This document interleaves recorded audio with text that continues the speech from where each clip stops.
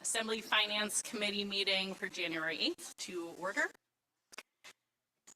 Madam Clerk, will you note the roll? Thank you, Madam Chair. All members are present with the exception of Mayor Weldon. The quorum is present. Thank you. That brings us to approval of minutes. We have the November 6th Finance Committee meeting minutes. Any comments, edits to those minutes? Seeing none, that is so moved, which brings us to agenda topics. We are going to shift just a few things around tonight. We are going to move item 7, the Juneau Economic Development Council grant, to our first agenda topic, and we're going to move the assessment ordinance to our last agenda topic. So that is going to bring us to the JEDC Council grant. Is this Mr. Barr, Ms. Flick? Thank you, Ms. Wool. This item is on page 49 in your packet, if you want to look at it. It was an ordinance introduced on Monday. It is for a supplemental grant to JEDC. They did not meet the requirement of filing for their tax exempt on their property in a timely manner, and there's not really an appeal process for that. So this is similar to what we did with another organization earlier this year. So happy to take questions, but we referred it here in case there was discussion before sending it on for public. Any questions? Go ahead, Mr. Bryson. What's the ownership of the building? Is it CBJ or JDC? Who owns the actual physical building? The parcel is owned by JEDC. Any other questions? Mr. Smith, do we have a motion? Yeah, thank you, Madam Chair. I move ordinance 2024-01 BAC from the Finance Committee to be introduced at the next regular Assembly meeting and ask for unanimous consent. I believe it's already been introduced, so it'll have to be public meeting. Okay, I'll amend my motion to set it for public ordinance 2024-01 BAC for public hearing at whatever Assembly meeting makes sense. And I ask for unanimous consent. Seeing no objections, that is so moved, which brings us to BRH CIP ordinance for emergency department addition. Mr. Warner, I think we may have questions for you, so maybe if you wouldn't mind joining us, I will see. I don't think we need I think we've talked about how this got here, but this is really an opportunity for the Assembly to ask questions that they may have. So questions from the Assembly. Mr. Smith. Thank you, Madam Chair. I was just, we've heard about the project and the need for the project. I guess the certificate of need piece comes to mind. I guess I'm just wondering, like, where in the appropriation process that needs to be issued before we appropriate. Anyway, I just didn't know if that's something we need to be considering or if it's, or not. My understanding is, in discussions with the state, the CON is slated to be either moved on the middle of January. So if Finance moves it from this meeting to Assembly, it'd be in February. So that would be the starting point for moving on our CMAR project, if that makes sense.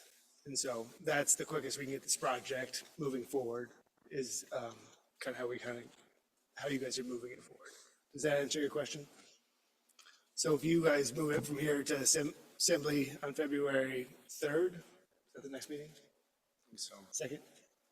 The CON should be approved, which would be the middle of January. If the CON is not approved, we would request that it be bumped to March potentially.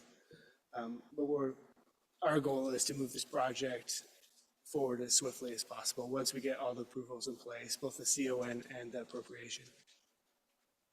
Okay, thank you. Hughes Scandies. Thanks, Madam Chair. A quick, you're a little bit hard to hear when you're saying CO, you are referring to Certificate of Need. Certificate of Need. Perfect, okay. I was hoping, thanks for that response on the timeline. Could you talk a little bit about where you are in the process? We started to look at this before, but we didn't have it, but could you just characterize what those conversations with the state have been like? I'll leave it there. So you want me to go into what the conversations with what the state have been like? Is that your question?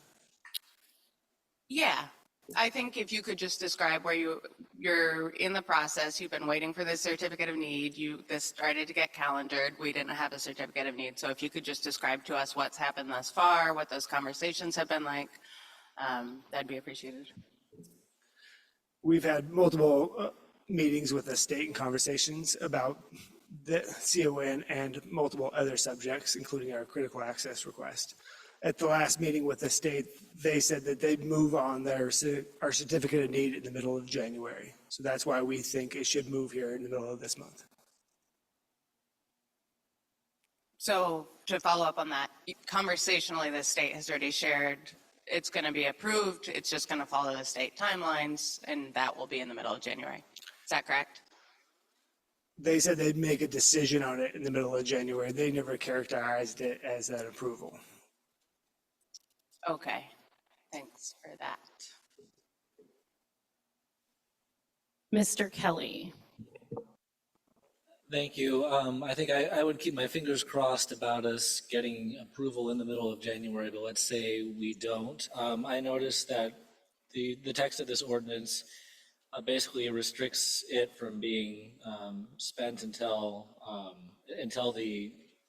or appropriated until the certificate of need is obtained. I guess this might be a question for staff or for the attorney. What happens if that would be delayed past the end of the fiscal year?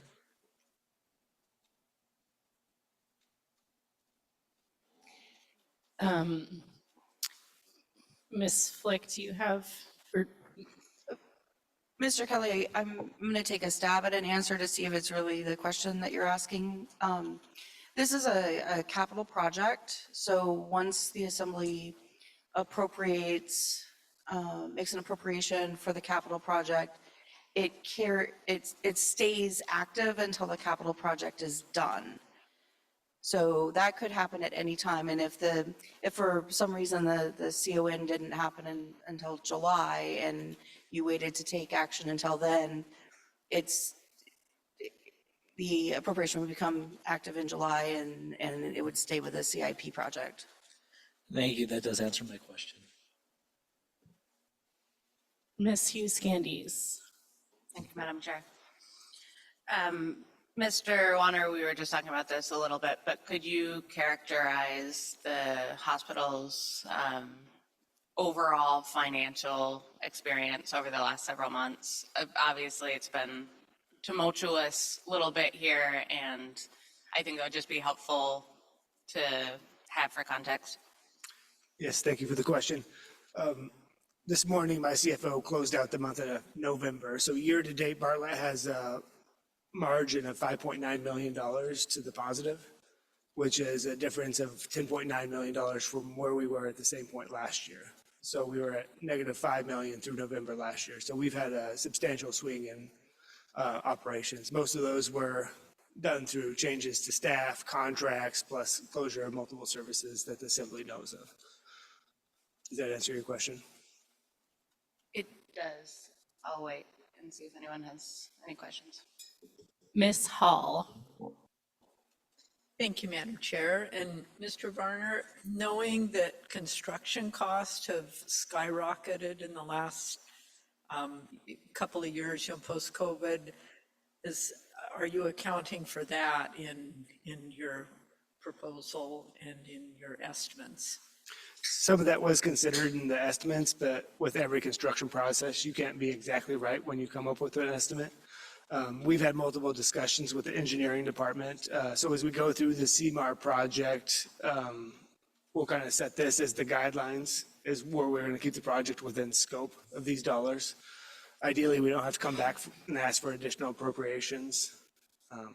But as you guys have experience with capital projects, that's not always the case. And if you wouldn't mind, one more question. I understand there had been a much larger ER remodel project proposed a few years ago. I wasn't part of that process, so kind of in a nutshell, could you tell me how this differs and will it meet your needs, or in a few years down the road, you'll need to be revisiting, addressing issues with the ER and perhaps another upgrade?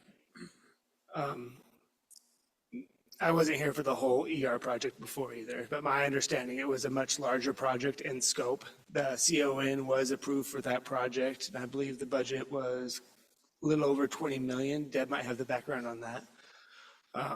What this project does is it basically minimizes it to what the hospital absolutely needs. It drops it down to the bare necessities to bring us or get us a modern ER with negative pressure rooms, airway protected rooms, and have, safe space for staff for mixing pharmaceuticals.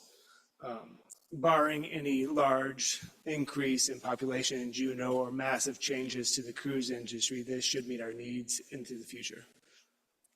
Thank you. Mr. Kelly. Thank you. This is to follow up on one of Ms. Hall's questions. And so you might have answered it, but I'm not sure because of the acoustics in here. So I guess relating to the project estimate, do you feel that you've estimated high, so like it's not likely to exceed given inflation, or I guess is what you've estimated most likely a maximum? The estimate does include a contingency, so there was a buffer built into that. Thank you.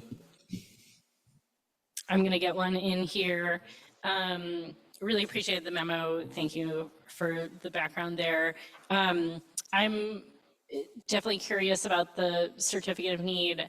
I'll admit, I don't know what criteria the state uses to make that determination. My understanding is it's taken longer than we expected.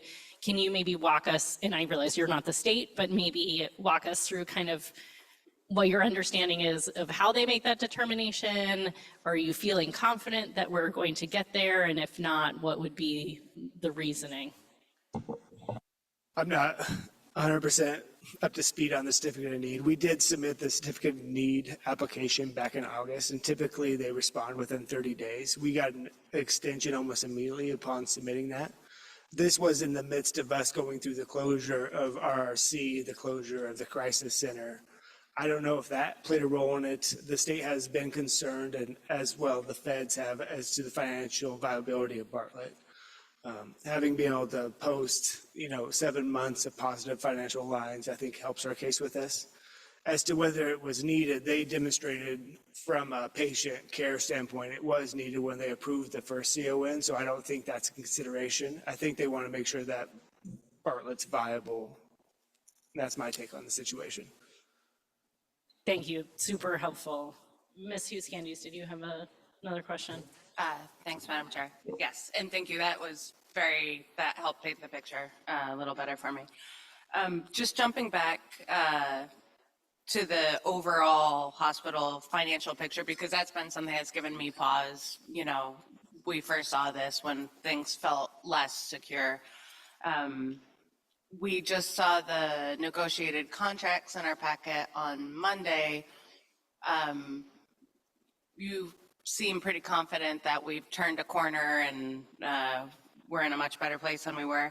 That includes that those are baked into that picture, right? Yes, so we made the increase for this year effective on July 1st. So the increase for the contract is already built into those numbers that I've talked about. That's great. And can I ask just one more? Thanks. And then looking ahead to how this fits into your overall capital picture, obviously, if you own a building, there's just the habitual, you have to be doing capital projects just to take care of it. In some ways, I think maybe the original scope represented more of an expansion, whereas this seems to paint more a picture of improvements, necessary improvements.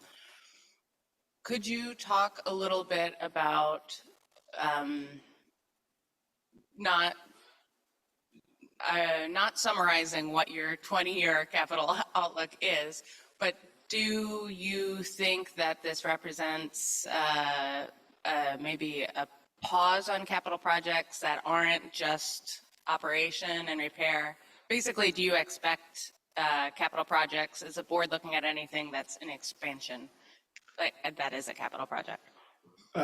In our last planning committee meeting with the board, we actually discussed going through a facility master plan update. So the last update that we have was actually done in 2011. They did a refresh in 2021, which was mostly just updating the old plan. So we're in the process of going back through a full planning process so we can understand what the needs of the hospital are.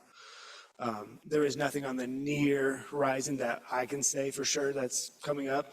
We have some facilities that we need. I mean, there's updates that have to have. We have some aging facilities and some of that will come up. We also have to come up with some plans on how we utilize the Aurora Behavioral Health Building, which we're trying to put together as well. Thank you. Any other questions? Mr. Smith, would you like to make a motion?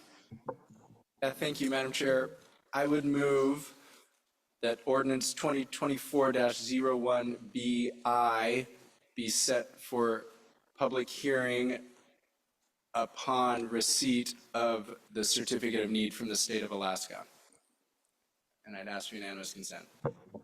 Any objections to that motion? Seeing none, that's so moved. Ms. Warner, thank you for being here. That was really helpful. Thank you. All right, that brings us to assembly goals. My understanding is that we have not seen these since the retreat, so our intent is to make sure these reflect our discussions for now. There are areas that are highlighted that we know still need work. Those have been assigned to you all, and this is just a reminder to everyone to get those moving, but maybe I'll see, Mr. Barr, do we have a deadline for that, and am I capturing this correctly? Thank you, Chair Wall. You are capturing it correctly. Our staff hope tonight is that you as a body will look at the goals that are before you that you came up with at your retreat, and the ones that aren't highlighted, we would intend upon your direction to start using those as we begin the work of 2025.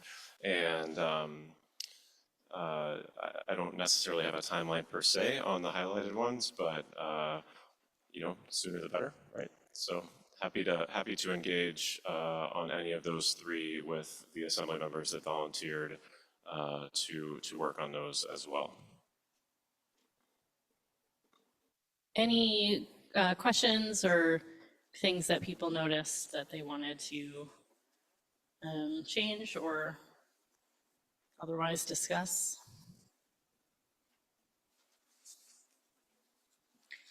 Go ahead, Mr. Smith.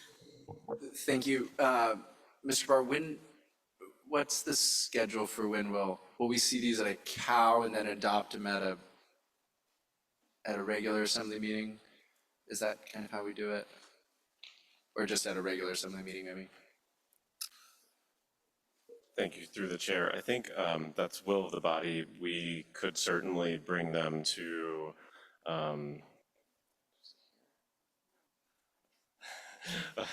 The city manager would love to adopt these at the February 3rd meeting, but certainly that meeting will be busy. And if there's still like working that you guys need to do to work through, then it would be more appropriate to probably punt final adoption to the 3rd and have that as a conversation on the February cow. So I think it all just depends on the comfort level of the body and kind of moving. And I know you still haven't seen 4 of those goals, but the public has asked, like, what'd they do at their retreat? And having this document and concurrence on this document gets 90% there, right? Where we can say, here's what they've agreed to at this point, and then having finalized goals will just help staff as we work on our work plan. Go ahead, Mr. Smith. Thanks. I guess just related, now that I'm seeing these all laid out, I mean, in the retreat, I was kind of aware and counting and just could tell that we were adding more as opposed to subtracting. Anyway, we added more than we removed. I mean, are you, from a staff perspective, are you feeling that this, anyway, is this too much? I mean, I know you're always prioritizing, but I just want to get a check-in with you all. Anyway. So from my perspective, you did a lot of work in making the goals a little more tangible and a little more focused to a 1-year time period. And so I appreciate that. And I think, even though there's still a lot of goals, being able to focus it on tangible milestones still maintains that bigger overall assembly, so that implementing actions are more tangible. And I'm sorry, I get those two confused all the time. So we still have the overarching goal, and then the implementing actions are more tangible. So I think that helps us as staff just be able to implement the bodies well. Anything else from the group? Ms. Hall? Thank you, Madam Chair and Manager Kester. So does that mean that the 3 highlighted ones, you need a little more flushing out of those 3 by the 3rd of February? Is that correct? Thank you. Yes, through the chair. So those 3 that are highlighted, those are 3 that were indicated at the retreat that you would want to tweak the language on the implementing actions a little bit. And so the language that's included, it was my best stab at the language that you indicated that you wanted to tweak at the retreat. But on those 3 in particular, the initials that are next to those 3 represent the initials of the assembly members that indicated they might want to further refine that language and then bring back to the full body. Mr. Smith? I was just going to say that from looking these over and then now hearing from staff that on the implementing actions, and I'm fine with considering the ones that are not highlighted, saying you could move forward with them, and then working on the 2 highlighted ones that I neglected to do my homework on, but we'll do before the 3rd of February. And personally, I think we could just address it at that meeting. I don't think we need it at a COW or another meeting at all. So that's just my feedback. Thanks. Good feedback. I agree. Ms. Husiandis? Thanks, Madam Chair. I was just going to offer similar on timeline. I think this is fine since we know we have to touch it again. Then we'll really thumbs up. But I would say, sure, if this is, needs to be looked at for guidance, go nuts. And then I would just say I had a really good conversation with Manager Kester, and we were talking about the goals just ideologically and our process for them. And I think now that everybody on this body has gone through that process and seen what that's like, I don't have suggestions tonight. And it's, there's pros and cons to, we want an elegant way to do it without a lot of work. Our meeting's already busy. But also we know that by the time we get to the end of the retreat, there's a lot of crash and thrash on voting on the initiatives, and then we do this. So just to plant in all of our minds, in case you guys come up with great ideas of, should we revisit these ourselves, not to change them, but to be thinking ahead for the next year? Should we have a cow near the end of the year where we do the fertilizing for the retreat to come? Those I'm just brainstorming out loud, but it was a really good conversation with the manager, and it led me to believe that since I can talk to you all since we're in a public meeting, I would love you guys to be thinking about it as well. Anything else on this topic? I'll just add, maybe it would be helpful for staff to give the folks a deadline so that you can get their suggestions into the packet before our meeting. So you can do that in email, that's fine. Because we won't remember if you tell us now. I'm going to move us on to legislative capital priorities. Ms. Kester, maybe. Thank you. In your packet, you have on page 23 and 24, you have the draft legislative capital priorities. This is the product of the ranking exercise that you did over the holidays. I just want to point out that this process starts in September when we issue the legislative priorities to the boards and commissions and advisory groups for their review and input. And then it works its way through that process, through the Planning Commission, through all the different committees. You'll see, in the packet that you had for your homework assignment, you had comments from JCOS, Historic Resources Ad Hoc Committee, Planning Commission, PRAC, Docks and Harbors. So just wanted to point out the extensive public process that this list goes through. This is your opportunity to ask questions about the different projects. Maybe the Assembly as a body would like to move one up or down the list. This is a ranking, but that doesn't mean that it's, it's a starting place for you to think about that. The intention would be that we would take any kind of movement that you made on this list and bring a draft to our legislative breakfast on January 23rd, because of course we will have our lobbyists there, both our state and federal lobbyists and representatives from the federal delegation and the state delegation there. And it'll be an opportunity to talk about those lists. Just so you know, from a timing perspective, the portals are open. There's a portal for CAPSIS, which is the state system, and that's open and closes shortly after the February 3rd meeting, which is when we're aiming to have this officially passed. And the federal government also has their, Murkowski's office has her portal. How we treat these projects is we will submit this list as it is prioritized into CAPSIS. So we'll just, like, every single project gets a number and a ranking in CAPSIS. However, we do it a little bit differently when submitting projects for the federal delegation, because there are only certain pots of money where there may be eligibility. So what we do then is we kind of work with the lobbyists to figure out what, is there money through HUD? Is there money through Department of Justice? Or where are the kind of buckets of money for appropriations that would be appropriate for the priorities on the list? And then we just work in priority order. So, if there's a bucket of money that it matches our glacial outburst flood mitigation, then that would be our number one priority that we would submit to Senator Murkowski's office, and then we'd work down the list. I believe, in the past, it's been limited to 5. It may have been limited even more this year. I can't recall. But just to let you know how we operationally use this list when we request funding from different governments. We also, of course, use this list just to prioritize what we're spending our time on, what we're finding grants for, and the like. So happy to answer any questions. We'll start with questions, if there are any questions, and then we can move to comments. I've got a question. I was a little shocked to see the position, and this is always weird. We all do different philosophies for ranking, and so it's never going to be perfect.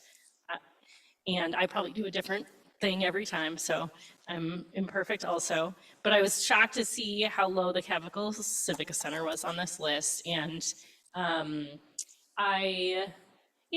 the past I've questioned how much money we have already invested in that project, but I do feel like if we've invested as much as we have in that project, then we want that project to come to fruition. And I'm not sure it'll come to fruition without federal dollars. Does having it, I know there are other people lobbying for it too, Just having it in this place on our list, you know, in your judgment, make it that much harder for this project that we've invested money in to come to fruition?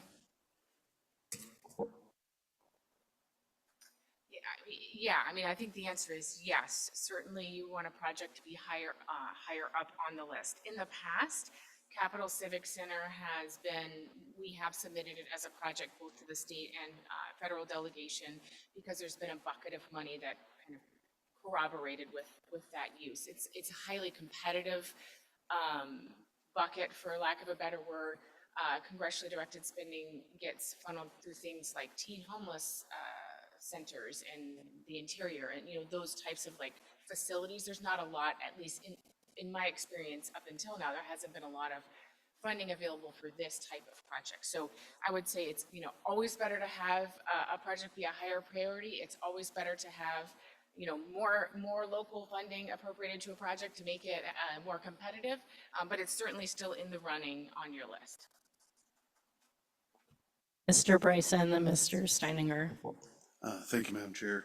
I have waxed and waned many times over the Capital Civic Center. There have definitely been times when I've been more supportive and times when I've been less supportive. And the fact that the Juneau voters just adamantly 2 years in a row told us we should not be building a new building, I didn't think this might be the most appropriate time to try and build a center. I have advocated for them to be attached to City Hall, and the further they get, I don't want to get into the semantics of it, but that was one of the reasons why I saw that it might be a little bit lower on the priority list, just because of the way the voters responded the last building ask. Thank you for the time. Mr. Steininger. Thank you, Madam Chair. And your question kind of brought something to my mind. When I was putting in my rankings, I was thinking a lot about what was achievable at the state level, not necessarily federal level. And I think honestly, if we're, you know, sending one list to the state, one list to the federal level, I might rank differently. Just think about how what's achievable at the state level, appropriation wise, you know, both dollar value and, you know, thinking about the types of projects that can make it through the state level. And I think that really influenced a lot of my choices, especially with like Capital Civic Center and a couple others. So I don't really have a question or much, just thinking that I guess when we look at this and think about how we posture with the feds versus the state and the types of things that we ask for, you know, just because something falls lower on the list doesn't necessarily mean we shouldn't be trying to advocate for it and prioritize our time. I guess it's more about what actually is achievable or gettable with the legislature. And then to follow on, also you mentioned that you'll be loading these into CAPCIS. Are you also doing outreach to the executive branch to make sure that they're aware of these projects, know they can ask us if they are drafting a general obligation bond package to put in front of the legislature? These lists are kind of one of their primary, you know, pieces that they go to, and it might help to do a little bit of kind of advocacy in advance for those. Yeah, okay, so I'm going to take your second part first. Yes, we work with Kevin Jardell, our lobbyist, to make sure that, you know, all levels are communicated with of state government. The first part of your question, the federal process is more iterative because it is exactly that, trying to figure out, okay, what are they funding as it evolves. So you will have an opportunity to ask those questions with our lobbyist and staff from the delegation at the legislative breakfast. So it's my hope that we'll be much closer to like, okay, here are the kind of categories, and here's what we would submit based on this list, and that would give you an opportunity to, you know, opine on where something might need to be a little bit higher. I mean, in in my experience, it's a little bit different than, well, I don't know that it's different than CAPSIS, because I spent years working on the other side of CAPSIS, where you're just like, what do we like and what fits what's available? So it's kind of the same on the state level. I would say that the delegation is trying to look at our projects and figure out what meets. And I know there are many of you who have had that experience as well. But a lot of our competitiveness for congressionally directed spending will really depend on like how much funding is available in a bucket, for example.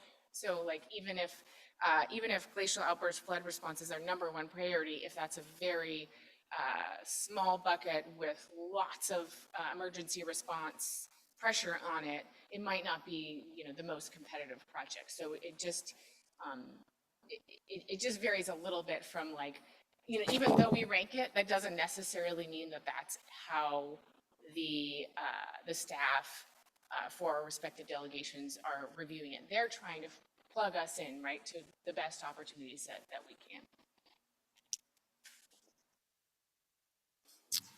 can. Mr. Kelly, do you have a question? I realized I asked kind of a loaded question to start, so I want to make sure people get their questions in before we go to comments.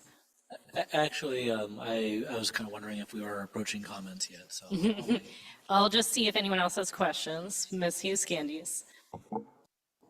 Thanks, Madam Chair. I did realize I had one question. The FOG project, we just love talking about FOG around here. So but it had nothing to do with our bonds, correct? Our wastewater project, because that was the roofing thing. Correct. Yes, The okay. bond was for improvements to the clarifier building at Juneau Douglas wastewater treatment plant. Okay, thank you.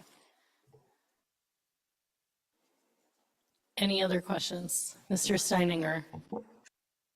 I'm just noticing that there are two number 12s. Were those just equally ranked amongst the group, or fill down error? No, that would be an equal ranking. I will tell you that the second project listed there is decimal points ahead of the first project listed there.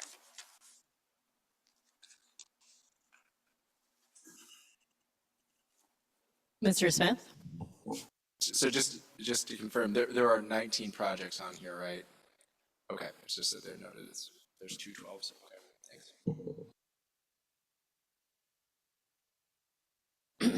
All right, we'll move on to comments. I saw Mr. Kelly first.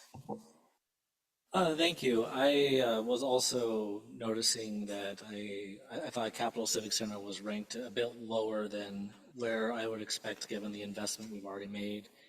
And I think a lot of the opposition, at least according to my perceptions, and maybe this is incorrect, for a lot of the opposition has to do with taxpayer money going towards this. But this, what we're doing here is like requesting state and federal money, and it looks like the amount requested column actually matches the total project cost, and there's another $8 million that's already there. So I don't know where exactly we want to move this ahead of, but I would be supportive of moving this project ahead in the priorities, the Capital Civic Center.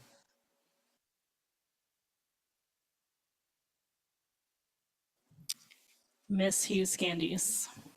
Thanks, Madam Chair. One thing I just wanted to comment that I noticed more than one project being higher or lower was the movement among the projects themselves. And I was going through just now and, comparing it to the year before, and this one moved up this many and this one moved down that way. And I just want to say that I think it's a great thing. I mean, for one, obviously there's a lot of focus on flood right now, so that would have obviously knocked everything down. But separately from that, I think it's good to remember every time that we do this, when we see a real shakeup sometimes in the ranking, that's reflective of our new members, and that is reflective of the public's will. So perhaps that's just one opine that I'm opining. And then, since we're talking about the Capital Civic Center, I just wanted to know, Mr. Kelly, you just referenced the total project cost, and for some folks, who have been, working on this project for a while, that would, for myself, like, I would be skeptical of that as a total project cost. So I wouldn't say that makes a project whole personally. And I won't dig into that chestnut. So I just wanted to reference that about movement. They're never 100% perfect to each individual member, but I think this looks fine.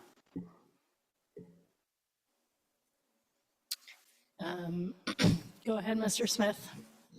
I guess I could do comments and then see if anyone else has other comments and then try a motion. But, having worked on these now for a number of years, I can understand sometimes I'm like, oh, I wish this one was higher or lower. I think we could probably spend a lot of time if we start to try to move things around. Knowing that I think our very intelligent and engaged staff and delegation and lobbyists are like looking for opportunity and, reading tea leaves with us as they have to do often. It's like, I don't know, I feel like, the only thing that only gives me a little grief is just like how long the list is, but we have a lot of needs, so, whatever. So I guess, in my opinion, I'd probably just move the list as presented and just, keep moving ahead, and that would be my suggestion, and it can be a motion if we.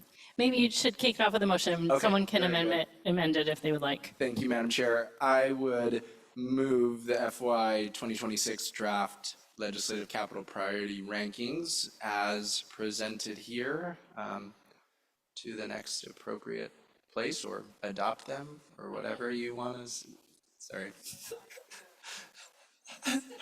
Yeah, I think they would be moved to the February 3rd regular meeting, understanding we'll be talking about them on the 23rd. Yeah, okay, sounds good. Any comments on that motion? Ms. Candies and Mr. Steininger. Thanks, Madam Chair. I don't have comments. That was a question. I had the same question. Can we just adopt them in committee? Do we need to bring them to the public meeting? I feel like in the past, we've just run with it. Yeah, so last year, we adopted them in a regular meeting, because I think that'd be the best practice according to the attorney. I think your new city manager probably uses this list more than your old city manager, so I would appreciate them being formally adopted. You got it. All right, Mr. Steininger, then Mr. Kelly. Can I move to amend the list simply by changing the Eagle Crest Employee and Tourism Workforce Housing to 13 and renumbering down so we don't have a tied for 12th situation that might confuse people? Any objections to that amendment? Seeing none, that's so moved. Mr. Kelly? Thank you. I think for the most part, I sympathize with our acting mayor. But I think I would like to see the Capital Civic Center just move up a little bit in our priorities. I think last year it looks like it was prioritized at number 11. I would like to move to amend by placing it at number 11 again this year. So moving it ahead of the Aurora Harbor drive down float and below the Standard Harbor wave attenuator. Great. Any objections? Mr. Bryson? Can I speak to that, ma'am? So as I previously stated, it seems like it moved on the list to go from 11 to 13 with 2 new items on there. It didn't really move. It's in the exact same spot that it was in, but now we have the issue of the Aurora Harbor drive down float and glacial outburst flooding. And the reason why I'm going to object to moving it further, because if you could that stuff up higher, it's all important. And Deputy Mayor Smith was correct. We could spend a significant amount of time. Same thing happened last year. We've looked at this list, I don't know how many years, and moving one number has had zero bearing on any funding that we've received. actually, I could make that a question. Has the placement of, has our ranking had any additional bearing on governmental funding for it? That's a difficult question to ask, but I can give you an anecdote. Your last priority last year was ED department, and that was funded to the tune of $4 million. So that was the very last priority, the ED department. And so that's probably indicates, it's on the list. So it's good. I'm going to maintain my objection. Thank you. Ms. Hughes Candies and Mr. Kelly. Thanks, Madam Chair. Yeah, Mr. Smith said it very well, and Mr. Bryson makes another good point. I would just say, we would have expected all of them to drop down because of the flood, and then, we could do this all day. Mr. Kelly. Thank you. I was actually already kind of on the fence about moving this anyway after Mr. Smith's comments, so if there's no objection, I'll go ahead and move to withdraw my amendment. Any objection? Seeing none, that brings us back to the main motion. Any objections to moving this to our regular meeting? Seeing none, that's so moved. Thank you all. It was a good discussion. Oh, Ms. Kester. I just would like to add, because it seems germane to this conversation, that I am working with Capital Civic Center on bringing a project update to this body so you can really get into those questions. We've got a really full agenda. You got a lot of topics to wrestle with, but we realize that conversation is ripe and are working with them to bring you an update. Thank you, Ms. Kester. That brings us to dockage fees, which I think is Ms. Pierce, who is online.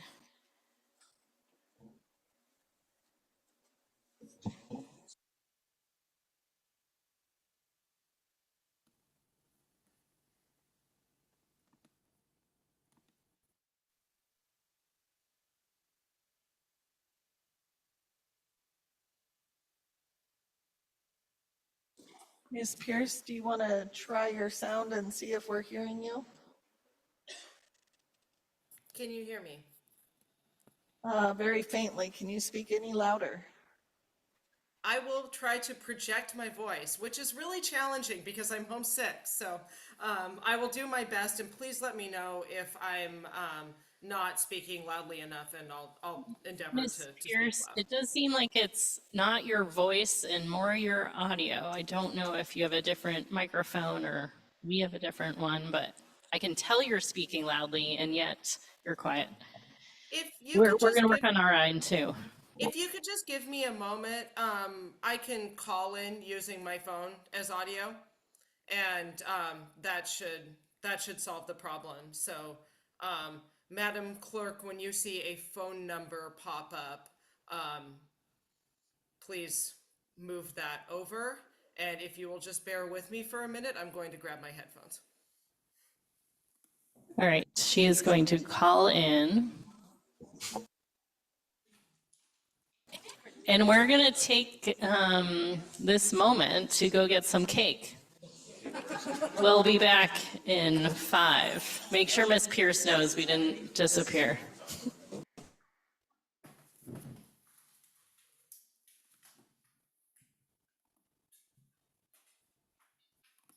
Back to order.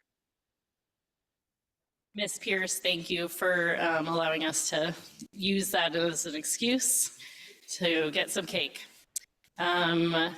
All right, Miss Pierce, we have your memo and your materials, but if there's anything else you want to start us off with, that would be helpful. Sounds great. First, thank you, Madam Chair. First off, I'm very sorry to not be there with you, and to especially miss the cake. As you said, in the interest of time, you have all read your packet. This contemplates raising fees by either the lineal foot and registered ton, which is how we calculate dockage fees now, or by lower berth capacity of the ship.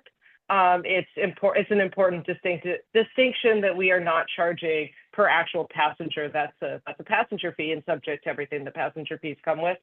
I want to call your attention to the spreadsheet, and I'm going to share my screen if you bear with me, because Ms. Hall caught a typo in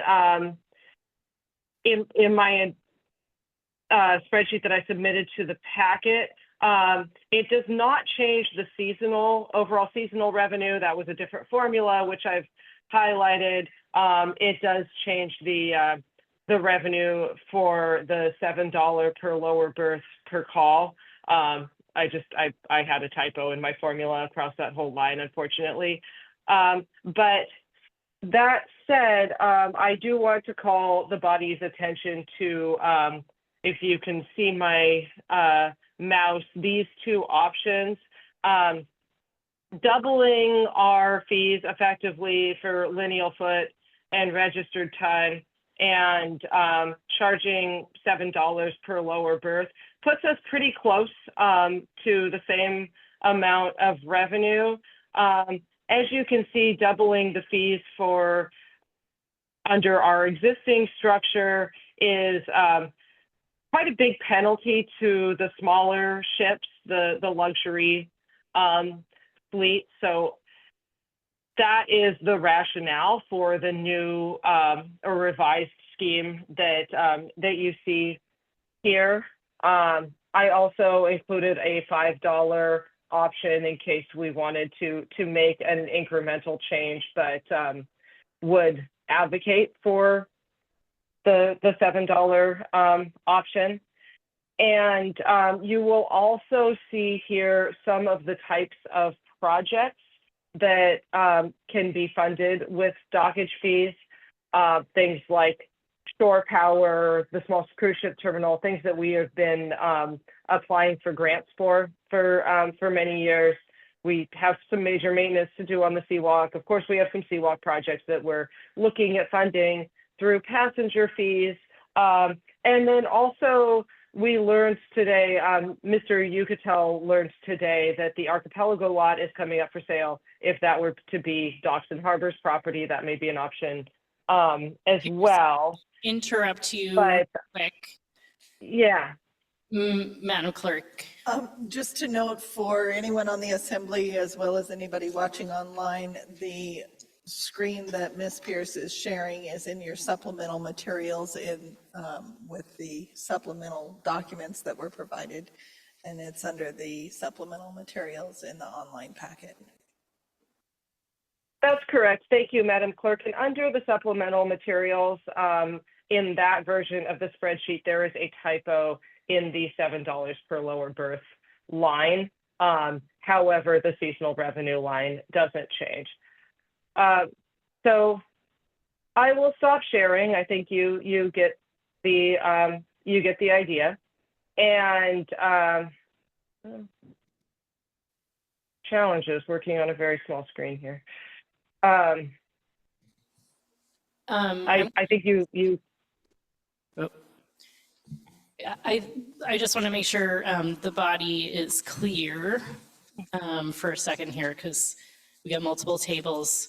So I'm going to test to make sure this is correct. The table that is being corrected is the one in the end of the packet, the supplemental materials.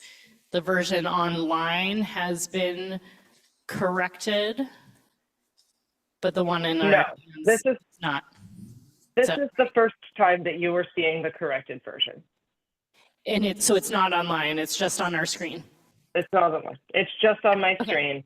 We are just making sure everyone what was going on. Thank you. Keep going. Yeah. And we will make sure that is updated online. Basically, the dockage per call numbers were miscalculated but it did not affect the revenue per season line. So Nick, can I ask moving forward? Oh, we're not sure. That's okay. I was just going to see, is there a way for us to zoom in so that the full assembly can see those numbers. I don't know if that is possible. Let me try. And you are hoping to see the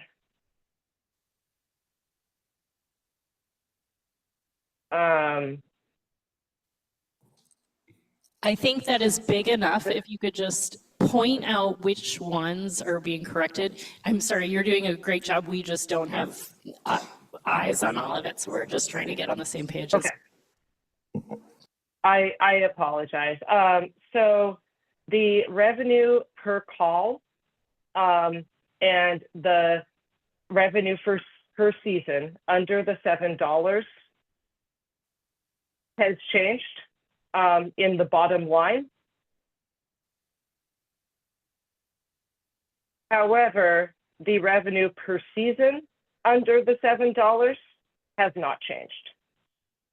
So I have highlighted that number as that's the number that's important. These two are examples of one of the largest ship we have and one of the smaller ships that we receive,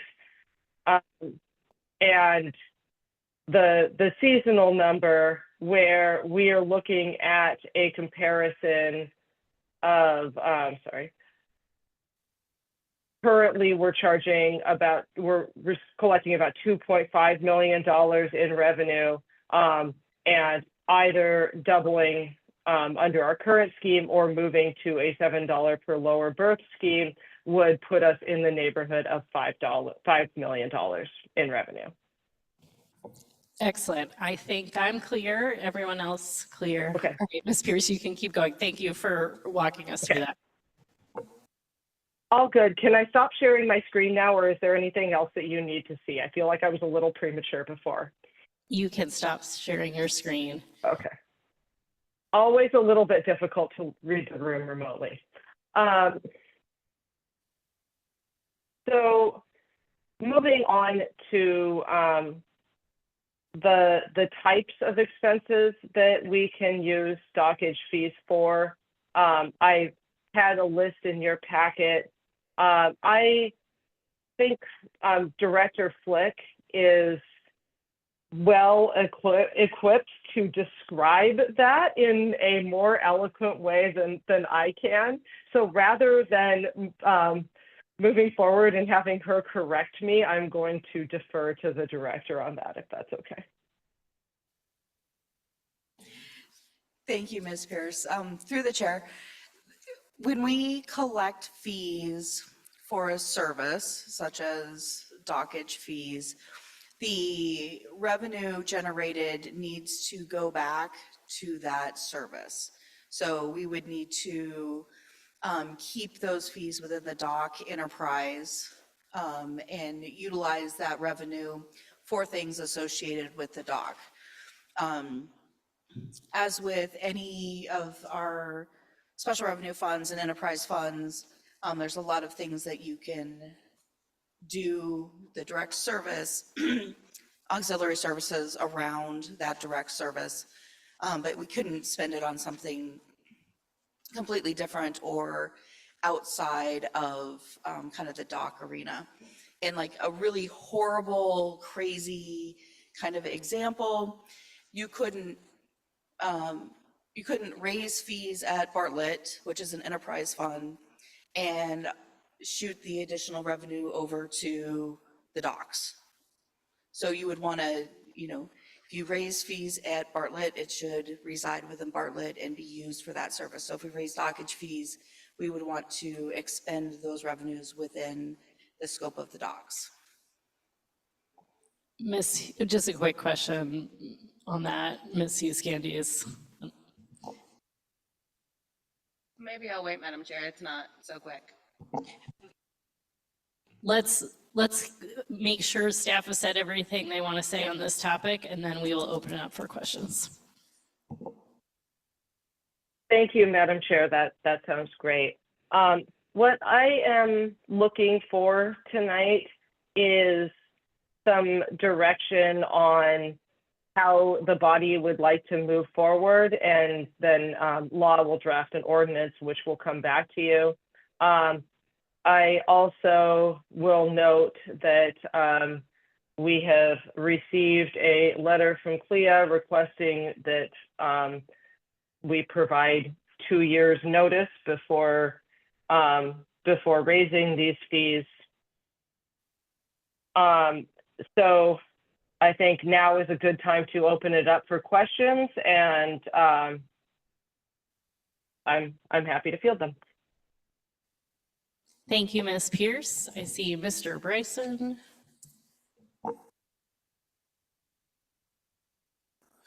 Thank you, Madam Chair, and thank you, Ms. Pierce. What was CLIA's attitude or sense, or their response to the $9 versus $7? And then what was your expectation from the Assembly? Were you hoping that we would support the $7, or were you hoping that we would support the $9?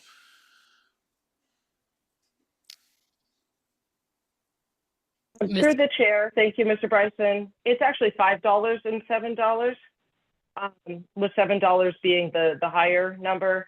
I am hoping that you will support the $7 fee. I think that's consistent with other regional ports. Skagway has recently raised their fees. They have a port tariff. The way they do their fees is a little bit more complicated, but there are additional fees on top of that. And I believe that this adjustment makes us more competitive with the rest of the facilities within the port. Thank you, Ms. Pierce. And to answer the second part of your question, we did not receive any pushback on the actual number, just the request on notice.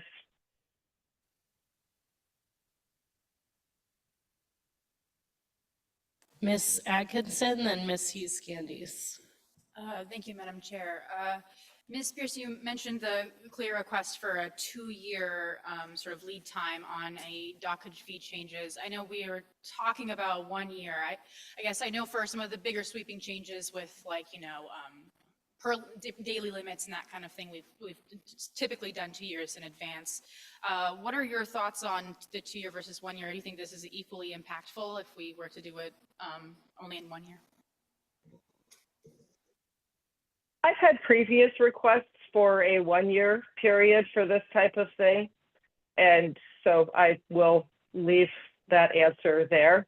I think that notice is helpful to the industry in terms of making and adjusting their budgets.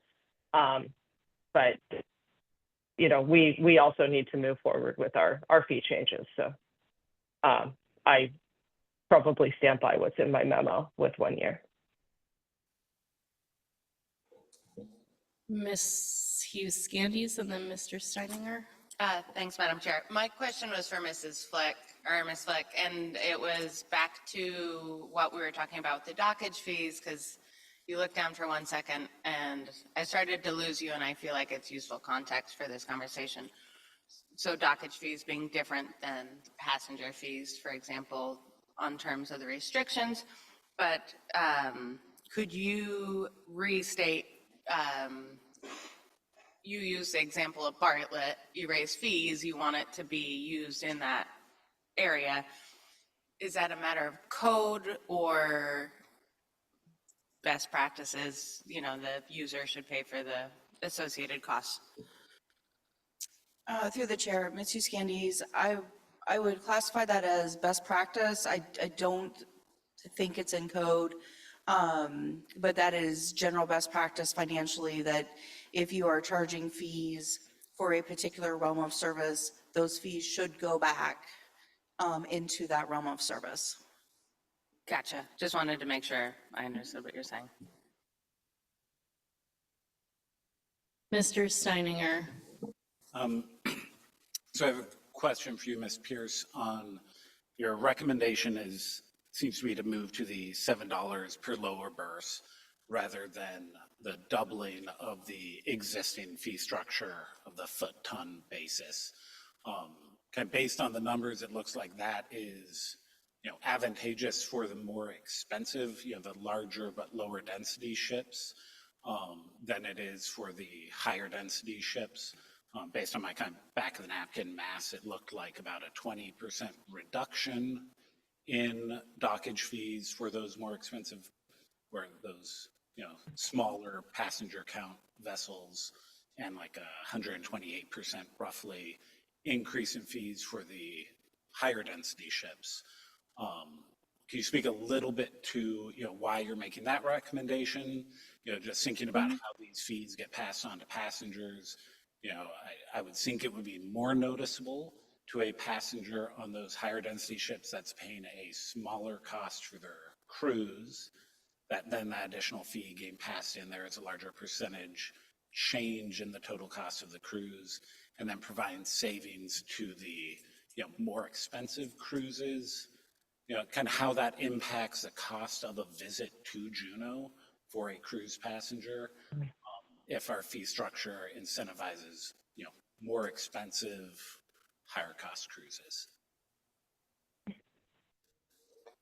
Yeah, of course. Through the chair, thank you, Mr. Steininger. When you think about how these fees are passed on to passengers, they're included in the cost of the cruise, as you said. And I mean, in the realm of the price of a cruise ticket, we're talking about $7 here. It's not, not really significant. Of course, these fees do add up when other ports charge, but I see this as more of a rationalized approach where each passenger, well, this is not a passenger fee, but there is an impact to the services that we provide at the docks, and we're spreading them equally across the lower berth capacity of the ships, rather than a big, kind of incentivizing the larger ships. Larger ships do take a bit more work for the docks and harbors crew. Harder to manage. But that's not really what's behind this approach. It's really trying to have a structure that's kind of evenly spread across the impact of the ship's docking in our community, and evenly spread across the people who visit Juneau.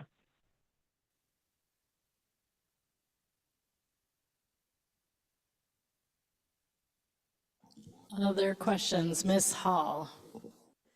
Looking at this, the smaller capacity ships currently would bring in about 131 with the foot-ton calculation. Moving to this, with the reconfigured numbers, they would bring in less with the $7 lower berth fee. I get for the season, I get $107,016. But anyway, so I'm wondering, would it be a major headache to have one fee structure for the smaller ships and another one for the larger, stick with the foot ton for the smaller ships? Or is that fair? Through the chair, I think that becomes a question of where you draw the line. What do you consider a small ship versus a large ship? And we've had different definitions of that over the years. We've had 950 passengers as a large ship. We've had over 500 passengers. We've heard 250 passengers. And so I would struggle with that. Also recognizing that in terms of the amount of money that we collect, the small ships are kind of disproportional to the large ships. And we see more small ships at anchor, we would also be charging these fees for anchorage, which, we may have an anchorage for a short amount of time or a long amount of time, depending on what the body decides to do with the Huna Totem Dock proposal. So, I would struggle with that. I think having kind of a rationalized approach across all of our docks and all ships makes sense. And, if for some reason this isn't working, we always have the ability to revisit and revise.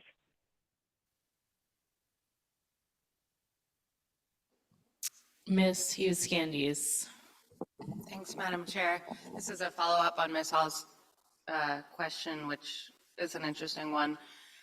We have spelled out the delineation of what makes a small ship and what does not under our current MOAs. Is that correct?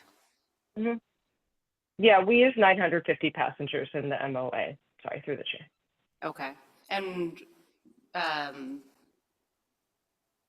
it's right here on there. So in this particular example with the Silver Nova, capacity is 728. I'm sure in the work we've done, we have some sense of how many small ships. I think that's an interesting idea. Ms. Pierce. I'm gonna get in a question here. And I'm coming back to Ms. Flick and that discussion about what these funds can be used for.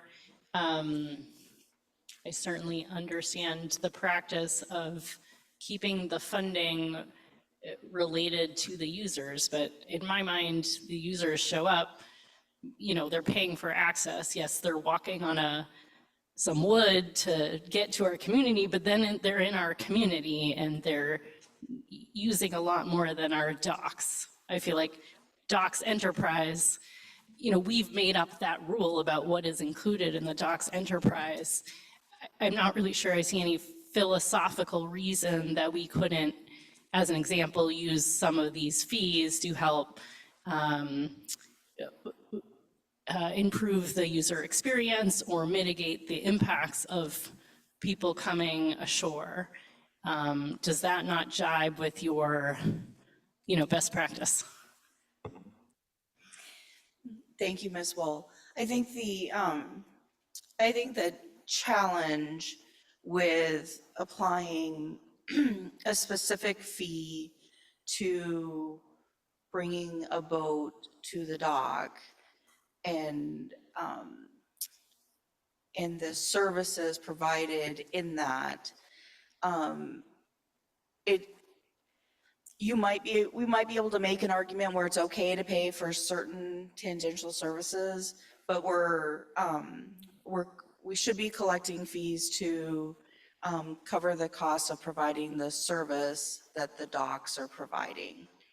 That's, you all have engaged in conversations recently about water and wastewater and their rates and needing to cover the cost of providing those services. We're talking about an enterprise fund. The rates and the revenue that we collect should be used to offset the cost of providing those services. There are amenities and certainly things in the dock area. There may be improvements that can be made where these fees would be easily attached. I think if the body's desire is to utilize dockage fees to offset other costs in the community that may be general funded or other special revenue funded, we would need to be able to make that nexus and create that alignment as to why that's justifiable. And not that it can't be done, but it should be done very intentionally and be able to pass the red face test and make sense why there's a fee applied to these people and are they getting or these businesses, and should they get the benefit from that, and how do other costs maybe relate or not relate. And I think there are a lot of ways to accomplish that, but I think, holding true to the fact that the dock is an enterprise, fees that we charge within that enterprise, we we should honor that, that service, that body of services that the dock is providing. And I think there are ways that we can probably address community impacts, and we would just need to be very thoughtful in how we went about that. Mr. Bryson.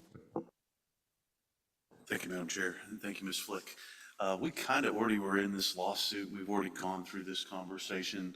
We kind of know what we can and can't connect to the ship. We're able to use marine passenger fees to supplement busing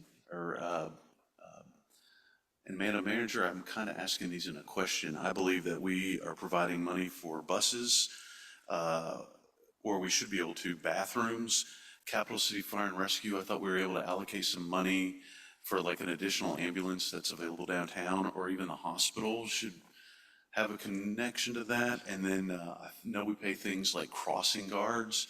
So how much of this new revenue would it go with those same rules? That because my understanding is we have an MUO with CLIA that says, okay, you guys can use. It doesn't have to actually touch the middle of the ship. It has to be a service that's connected to the ship. And these things that I've listed, I know we at least have a small list of acceptable things. Is this the same pot of money, and are those the same regulations for that pot of money? Madam Manager.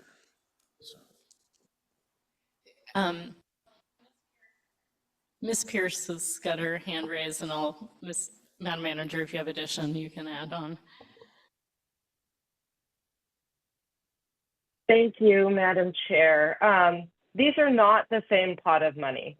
And I think the distinction is that passenger fees can, per our settlement agreement, as the reminder to the Assembly, the outcome of the lawsuit was, yes, we can charge passenger fees.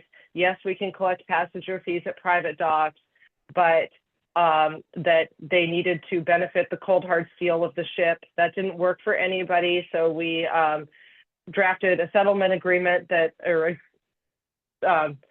signed a settlement agreement that allows us to use them for impacts on the community.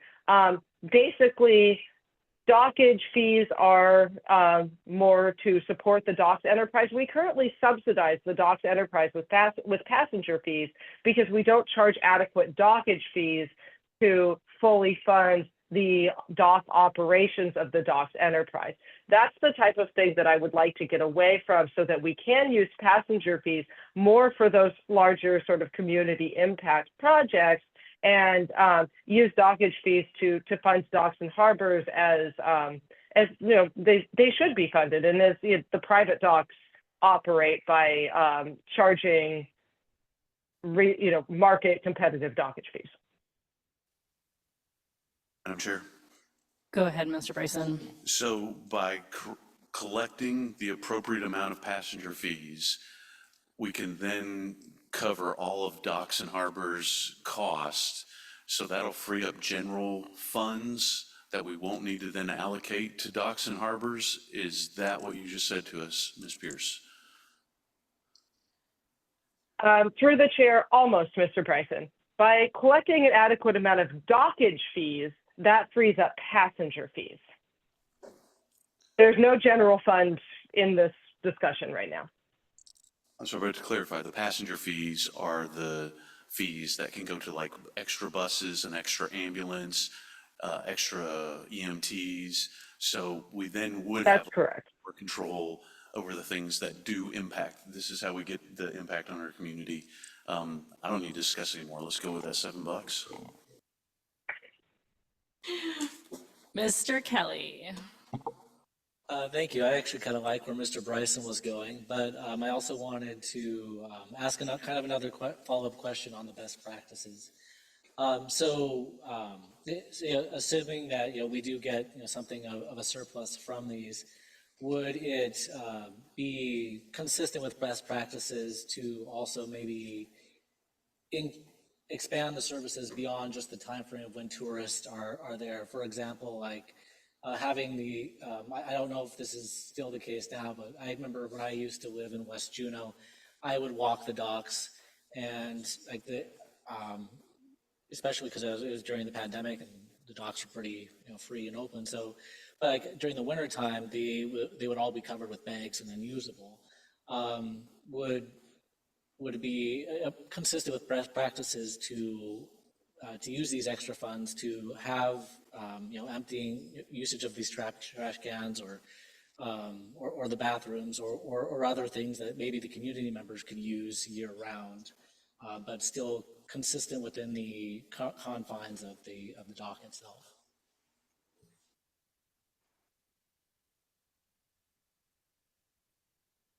Sorry. Mr. Kelly, through the chair, those are great examples of expenses that could be borne by the dock enterprise. And so revenue collected by the dock enterprise could then be used for services such as you named, assuming that docks is the one that does all of those services. And I think they do at least some of those. But yes, absolutely. If we, when we collect fees for any of our enterprise funds, we can enhance the services that we provide for. I know we're going to have more fund balance conversations, but there needs to be some ability to replace items and utilize fund balance for, repairs, replacements, improvements. And so all of that within the context of the docks would be appropriate. Great questions, everybody. I think I'm probably ready to entertain some motions. We have a few things we could take some direction on tonight, but we'll start in the order provided here by Ms. Pierce. So first is whether we want to raise stockage fees, how we want to raise stockage fees, and the amount we want to increase stockage fees. Anyone want to start us off? Mr. Smith. Thank you, Madam Chair. I think my motion will hopefully answer all three of these. I move that we introduce an ordinance to change our dockage fee from its current rates and fees to a $7 per lower berth fee.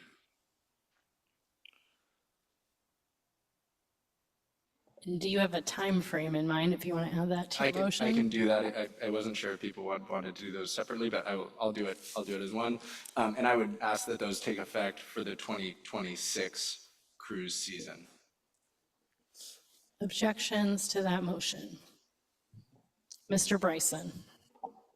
I'm in support of the direction we're going. The cruise industry has responded to everything that we've asked of them. 5 ship limits, the no more hot berthing, and passenger limits. In like a 2-year time frame, they agreed to all this. They're not pushing back on us raising our cost. And if there was ever a time that we could, I know it's $2 million that we're talking about, but if there was ever a time that we could extend a hand of graciousness to show our appreciation that they have been good partners. They haven't told us no every time.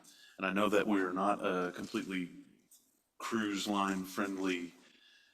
I know that that's a hot topic right now, but we're in discussions of all the things that they have agreed to do for us. They've asked one thing, give us 2 years.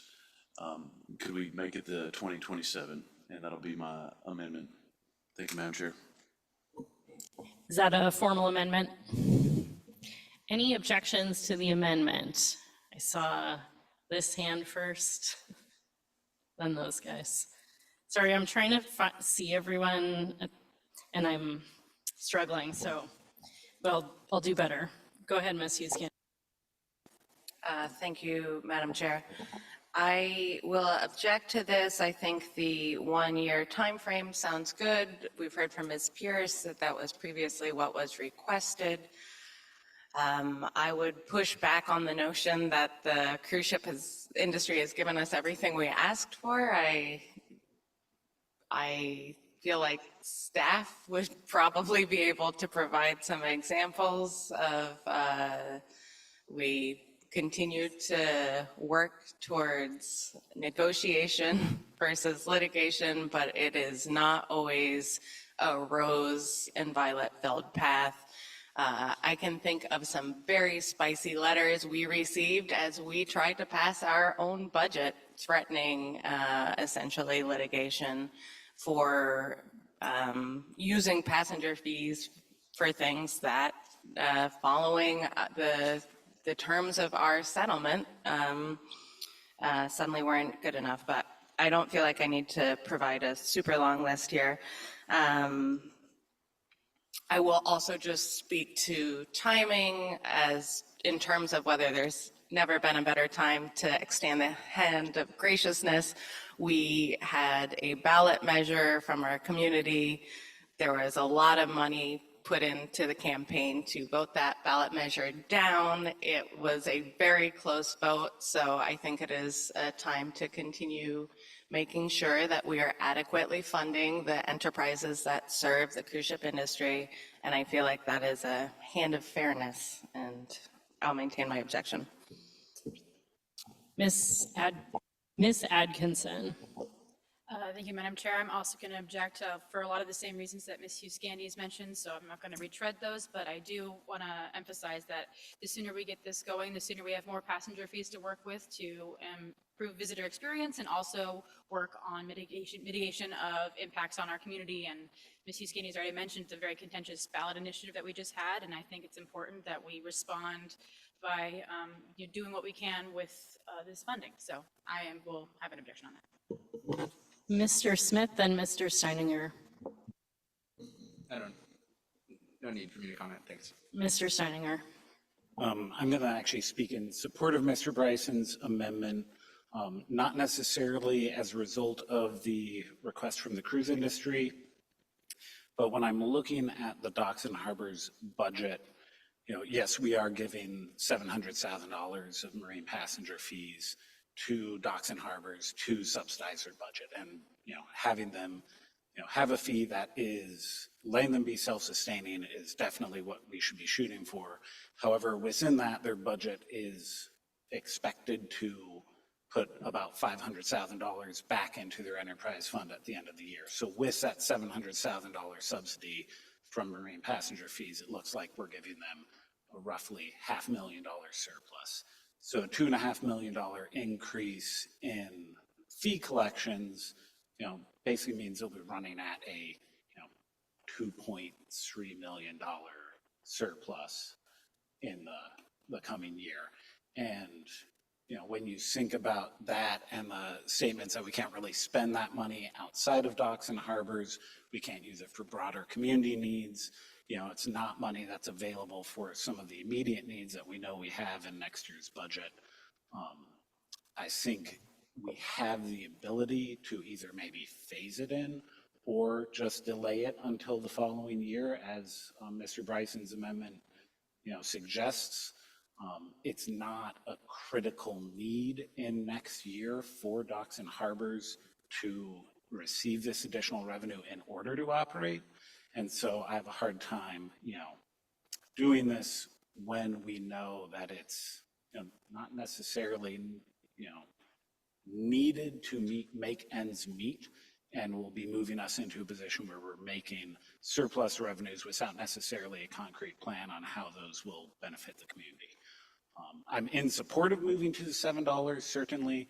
I just think that the delayed approach might be, it's feasible and doable and, is an olive branch. We have a motion, we have an amendment, and we have an objection to that amendment. Madam Clerk, will you call roll on the amendment? Thank you, Madam Chair. For the amendment to have the effective date is the 2027 cruise season, Mr. Bryson? Yes. Ms. Hughes-Gandy? No. Ms. Atkinson? No. Mr. Kelly? No. Ms. Hall? No. Mr. Steininger? Yes. Mr. Smith, No. and Chair Wall. No. Motion fails. We have 2 yays and 2 nays and I can't count today. 6. 6 nays, excuse me. Great, that brings us back to the original motion. Any objections to the motion? Seeing none, that's so moved. That brings us to additional suggested assembly action on this item, specifically what to do with those increased dockage fees. So Ms. Pierce has laid out 3 potential options for that, and I'm happy to take a motion from someone who has an opinion. I see Ms. Hughes Candy's hand first, so she gets to go, y'all. Thanks, Madam Chair.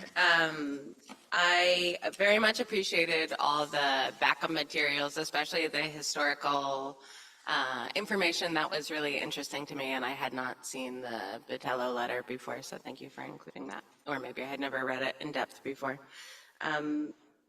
Based on that assumption, now that we have raised the dockage fees, out of the 3 options that are there, I would move that we fund the dock operational budget. Oh, sorry, I'm misreading this. I would move that we continue to fund restrooms and security for all docks with passenger fees.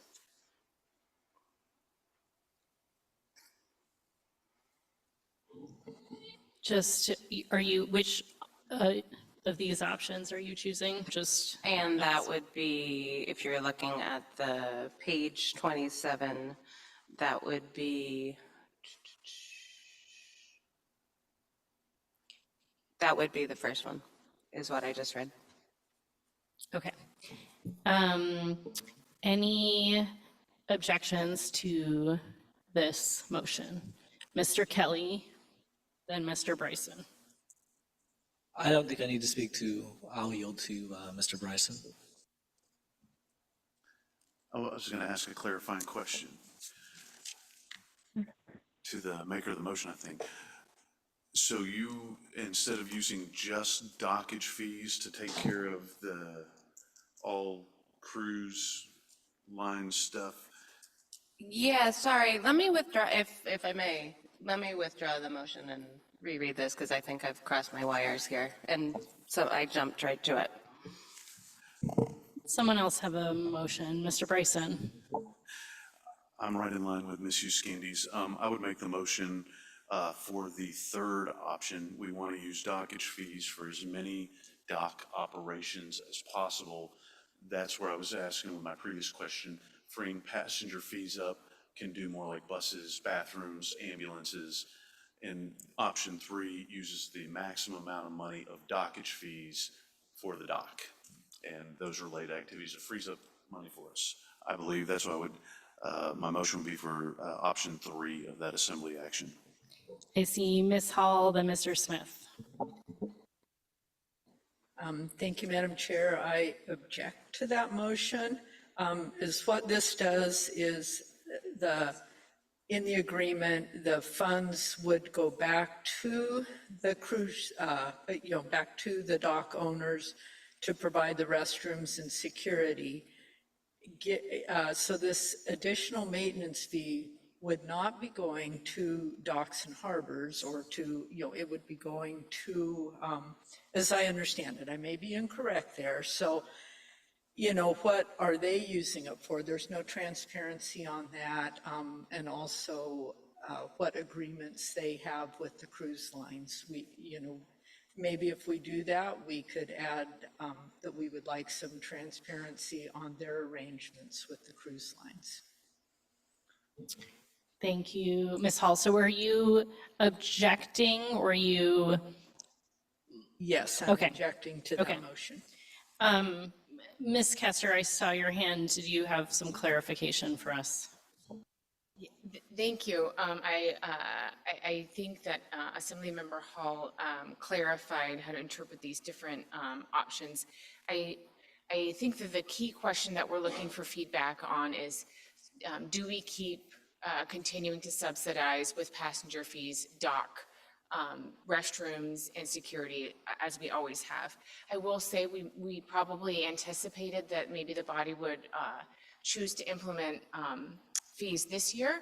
And so this question certainly is more germane if your dockage fee increase would have taken place in the 2025 season. But I think that with delaying that to the 2026 season, any feedback you can give us is welcome, but we can continue with our kind of status quo because those dockage fees won't be in place till next year. And if I could add on to that, Madam Chair, the goal here is to just have a rationalized approach to this for future passenger fee budgets. We have a year-over-year debate over whether and how to fund private docks, with docks and harbors adequately funded for the 2026 season. That kind of removes their subsidy from the passenger fee budget. Everybody's in the same boat, whether it's there's no subsidy, there's a restroom and security subsidy, or there's restrooms and security plus some sort of maintenance fund. Again, not as germane with waiting to fund until 2026, and something that that we can certainly revisit, but I wanted to provide that point of clarity. Mr. Smith, did you have an objection that you wanted to speak to? I think it got cleared. My objection was just for a question, and that was, number one is kind of maintaining the status quo. Number two is essentially saying not support restroom and security, like it's kind of operations of those things because they own the infrastructure, I believe. And then number three would be expanding, increasing the maintenance, adding this maintenance fee, which we don't currently provide. So but I think that's now been cleared up in these conversations. So I'll maintain my objection though. Ms. Atkinson. And I would say for those of you objecting, it would be helpful just so we can move this forward to state your preference also. Mr. Smith. I would prefer to maintain the status quo. Thanks. At item 1, maybe. Yes. You can number these 1, 2, 3. Ms. Atkinson. Okay, now I've confused myself again. I apologize. So maintaining status quo is number 1, and we would then each year decide if we could potentially not fund restrooms or security at all when we do the marine passenger fee discussion. That's correct. Okay. And then the set maintenance fee would be for deferred maintenance of those facilities. And so that's the difference between 2 and 3. Okay, just get a nod.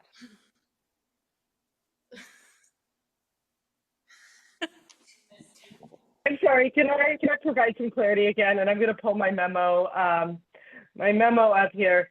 So item 1 is continuing to fund restrooms and security. That's what we do today. Item 2 would be to not provide any funding to any dock, public or private, for operational stuff. We are raising our fees. We can cover that with our own fees. Nobody gets any money. Option 3 is to. What would be helpful is you have been not specifying the difference between passenger fees and dockage fees. So if you could repeat that and clarify when you're talking about passenger fees, I think that would help everyone. Okay, thank you, and sorry for the confusion. So through the chair, we're talking about passenger fees. And we're talking about using passenger fees to provide subsidies to our docks, public and private. So currently, we provide restrooms and security, restroom maintenance and security services funding to the private docks. That's been our program for the last several years. In the past, we funded them differently. We've given more money, we've done other things. But since I've been in this role and for a few years before, we have provided marine passenger fees to the private docks for restroom maintenance and security services. And we have subsidized the public docks with marine passenger fees. With the new dockage fees, that subsidy would go away. So we're talking about all 4 docks being on the same program. So are we continuing to provide the subsidy for restroom maintenance and security services to all the docks? Are we not providing any funding, any marine passenger fee subsidy to any of the docks? Or are we providing restroom maintenance and security plus some sort of subsidy to all 4 docks? Does that help? Yes, it helps me. Okay. I'm, okay. Mr. Bryson is removing his motion. I believe that Mr. Steininger has a question based on his facial expressions. I want to make sure, yes, will an at ease help people? Yeah, maybe. Let's take a 5-minute at ease and someone can, I'm going to take a 5-minute at ease. You all figure out what you need, talk to people, or you can come say what you need when we come back in session. All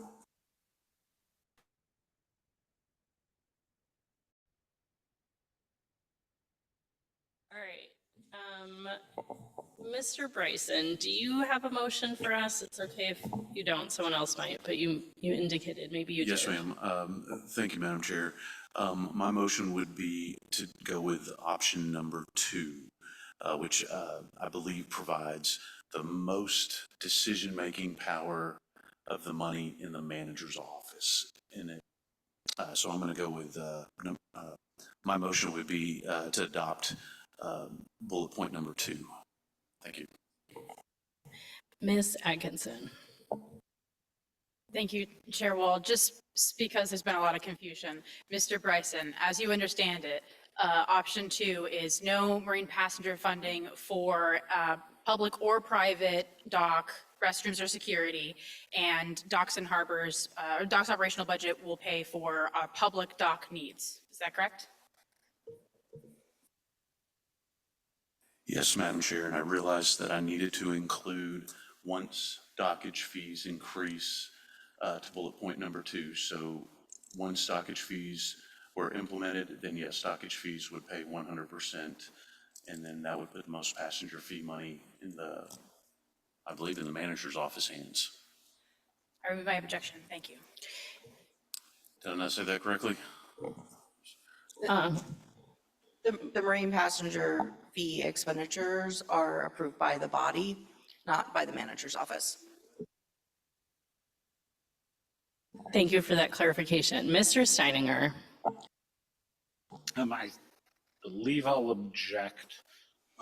My preference is to see the dockage fees fund the dock operations and marine passenger fees continue to fund the security and public restrooms, which I think is option number 1. Right. Mr. Smith, did I see your hand? And then Mr. Kelly? Maybe I didn't. I did raise my hand for an objection, but for the same, I think, reason that Mr. Steininger just said, that I'd prefer to see those activities, the restrooms and securities, paid for with passenger fees at all docks. So I'm supportive of option number 1. Thank you. Mr. Kelly, did you have an objection? I'll withdraw my objection. All right. I'm going to speak in favor of Mr. Bryson's motion for the maximum flexibility, but also I think this is what I've heard from the public, and I know there is a desire to, maintain a positive relationship with all of the dock owners, but, the public rightfully wonders why passenger funding have been used in this way. So I'll support Mr. Bryson's amendment or motion.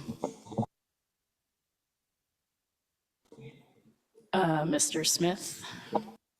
So, should this motion pass, would Ms. Pierce not include passenger fee funding for bathrooms and security at the private docks? But we could make an amendment in that at the marine passenger fee discussion to, if people wanted to try to bring it back. Okay, very, very good. I can understand the point of maybe not having this discussion until we actually raise the dockage fees, but here we are, so we'll go for it. Thanks. Anyone else want to speak to this motion? Mr. Bryson? Thank you, Madam Chair. I just wanted to speak to it briefly. Mr. Smith just made my point for me. By setting it up, by adopting number 2, we can do every single thing that we've been doing. We just have more control over the purse strings by going with option number 2. We could set it up where nothing changes, but we have the most control and decision-making ability over it. Thank you for the time. Great, we have a motion and objections. Madam Clerk, will you call roll? Thank you, Madam Chair. For the motion to go with bullet number 2, fund the dock operational budget with dockage fees, but do not provide any passenger fee funding for restrooms and security to any dock. Mr. Bryson? Yes. Mr. Smith? Oh. Mr. Kelly? Yes. Ms. Atkinson? Yes. Ms. Hall? No. Ms. Hughes Candies? Yes. Mr. Steininger? No. And Chair Wall? Yes. Motion passes 5-3. All right. Nice work, everyone. We'll probably leave it there, though I think there are lots of other actions we could take given these new developments in the future. That brings us to potential bond projects.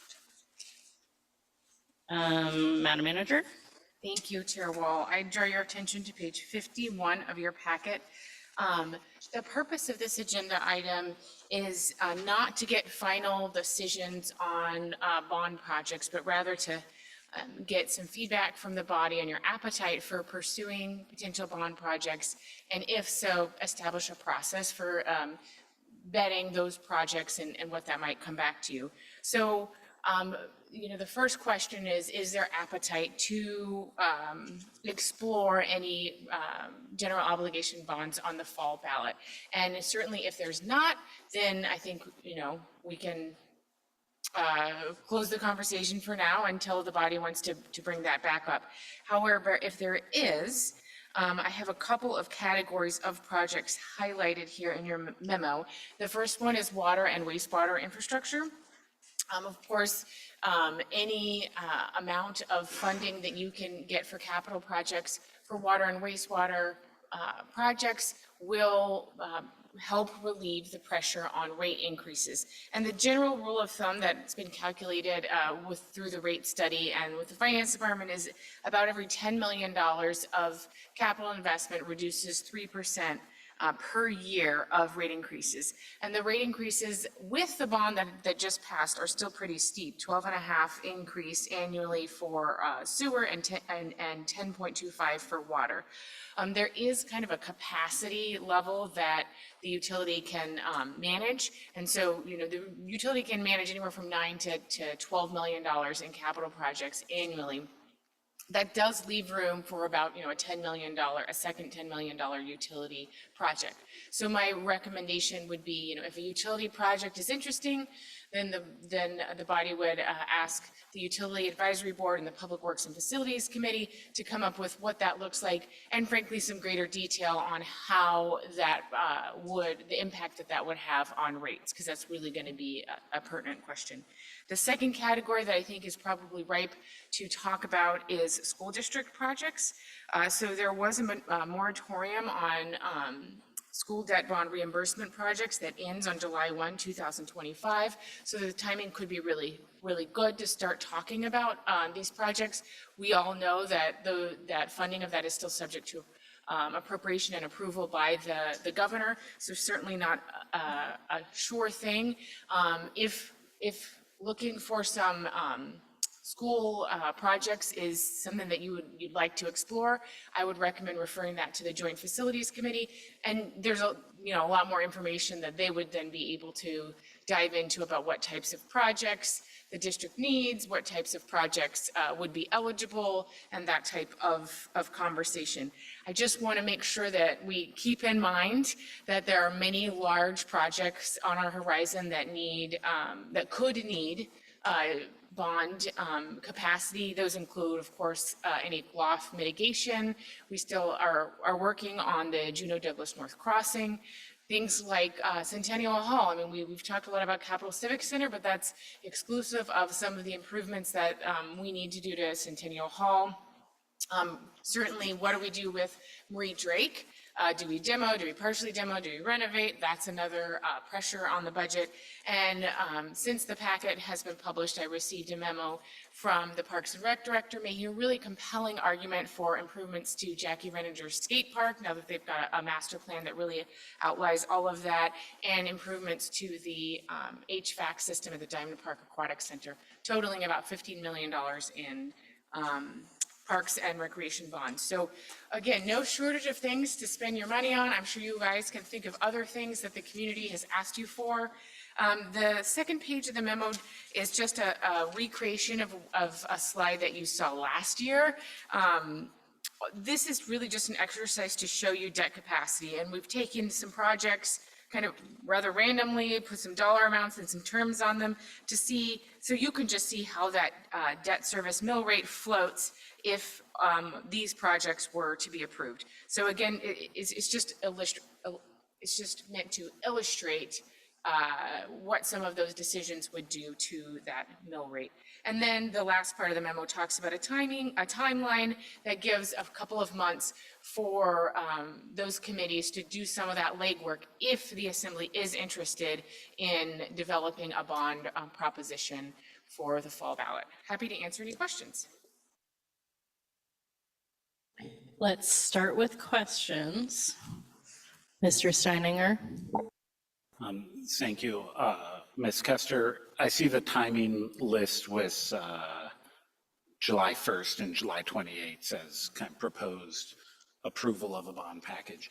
Is that July 28th the drop dead date, or is there still some time? So I'm thinking about school bond debt reimbursement if the moratorium's extended, if that happened, like if session got significantly delayed this year, and that moratorium got extended after July 1st.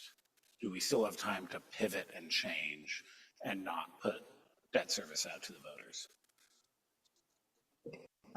Through the chair, Mr. Steininger, July 28th is the last day we can take any action and still be able to get a ballot created, as well as being able to get it in the mail in time for the election. If you were to, we have introduction prior to that meeting is June 9th, so there's almost 2 full months there if you needed special meetings to work on things, but the drop dead date is that July 28th meeting.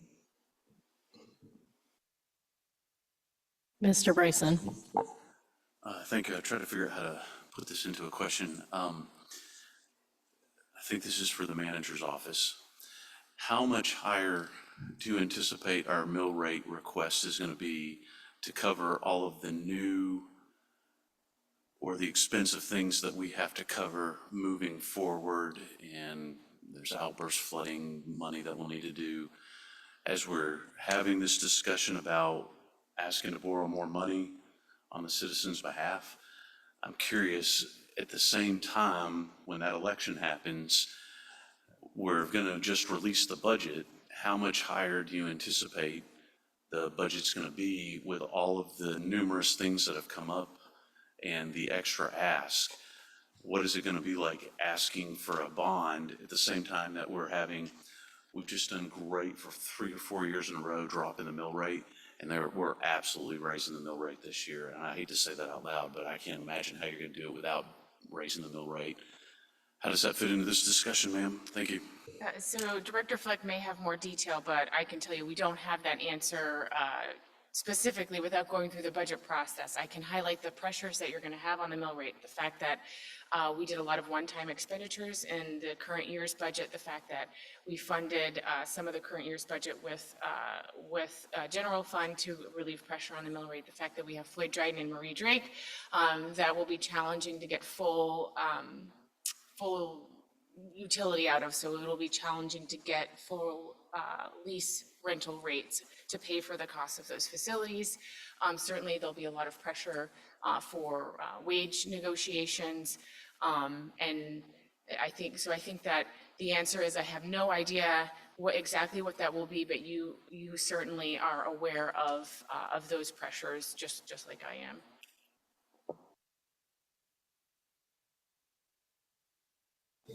Mr. Smith. Thank you, Madam Chair. Sorry, this one's kind of coming out of the blue, but how much do we and/or the school district, well, I guess, and the school district, how much do we spend on maintenance of school facilities every year? Is your question how much we spend on like operations and maintenance or on deferred maintenance? I guess probably if you have numbers for both, even though I understand one may include the other. Yeah, anyway. So the Assembly appropriates $1 million a year for deferred maintenance for the school district. The spend is variable because you also appropriate special projects, like when you appropriated the money for the roof projects, so it's more than that when you annualize it over time, but that's the deferred maintenance spending. And aside from the shared services agreement that you passed last year, you don't spend anything for school district operations and maintenance. Did I miss anything, Director Flick? I don't know that you missed anything. I also don't have my budget book right in front of me. Yeah, that's okay. Thanks. I have another one, unrelated though. And I'm sorry if you said it and I missed it. So in your memo, you said for every 10 million that the utility receives, and this is water and wastewater, it would decrease the proposed wastewater portion of the rate by 3% on average. And then did you say if there's a similar thing for water or? Yeah. It would be similar, but we haven't done the math for water. Wastewater is really our cost driver. Okay, thank you.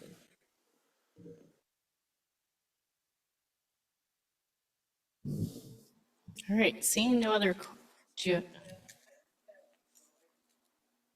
Well, sure.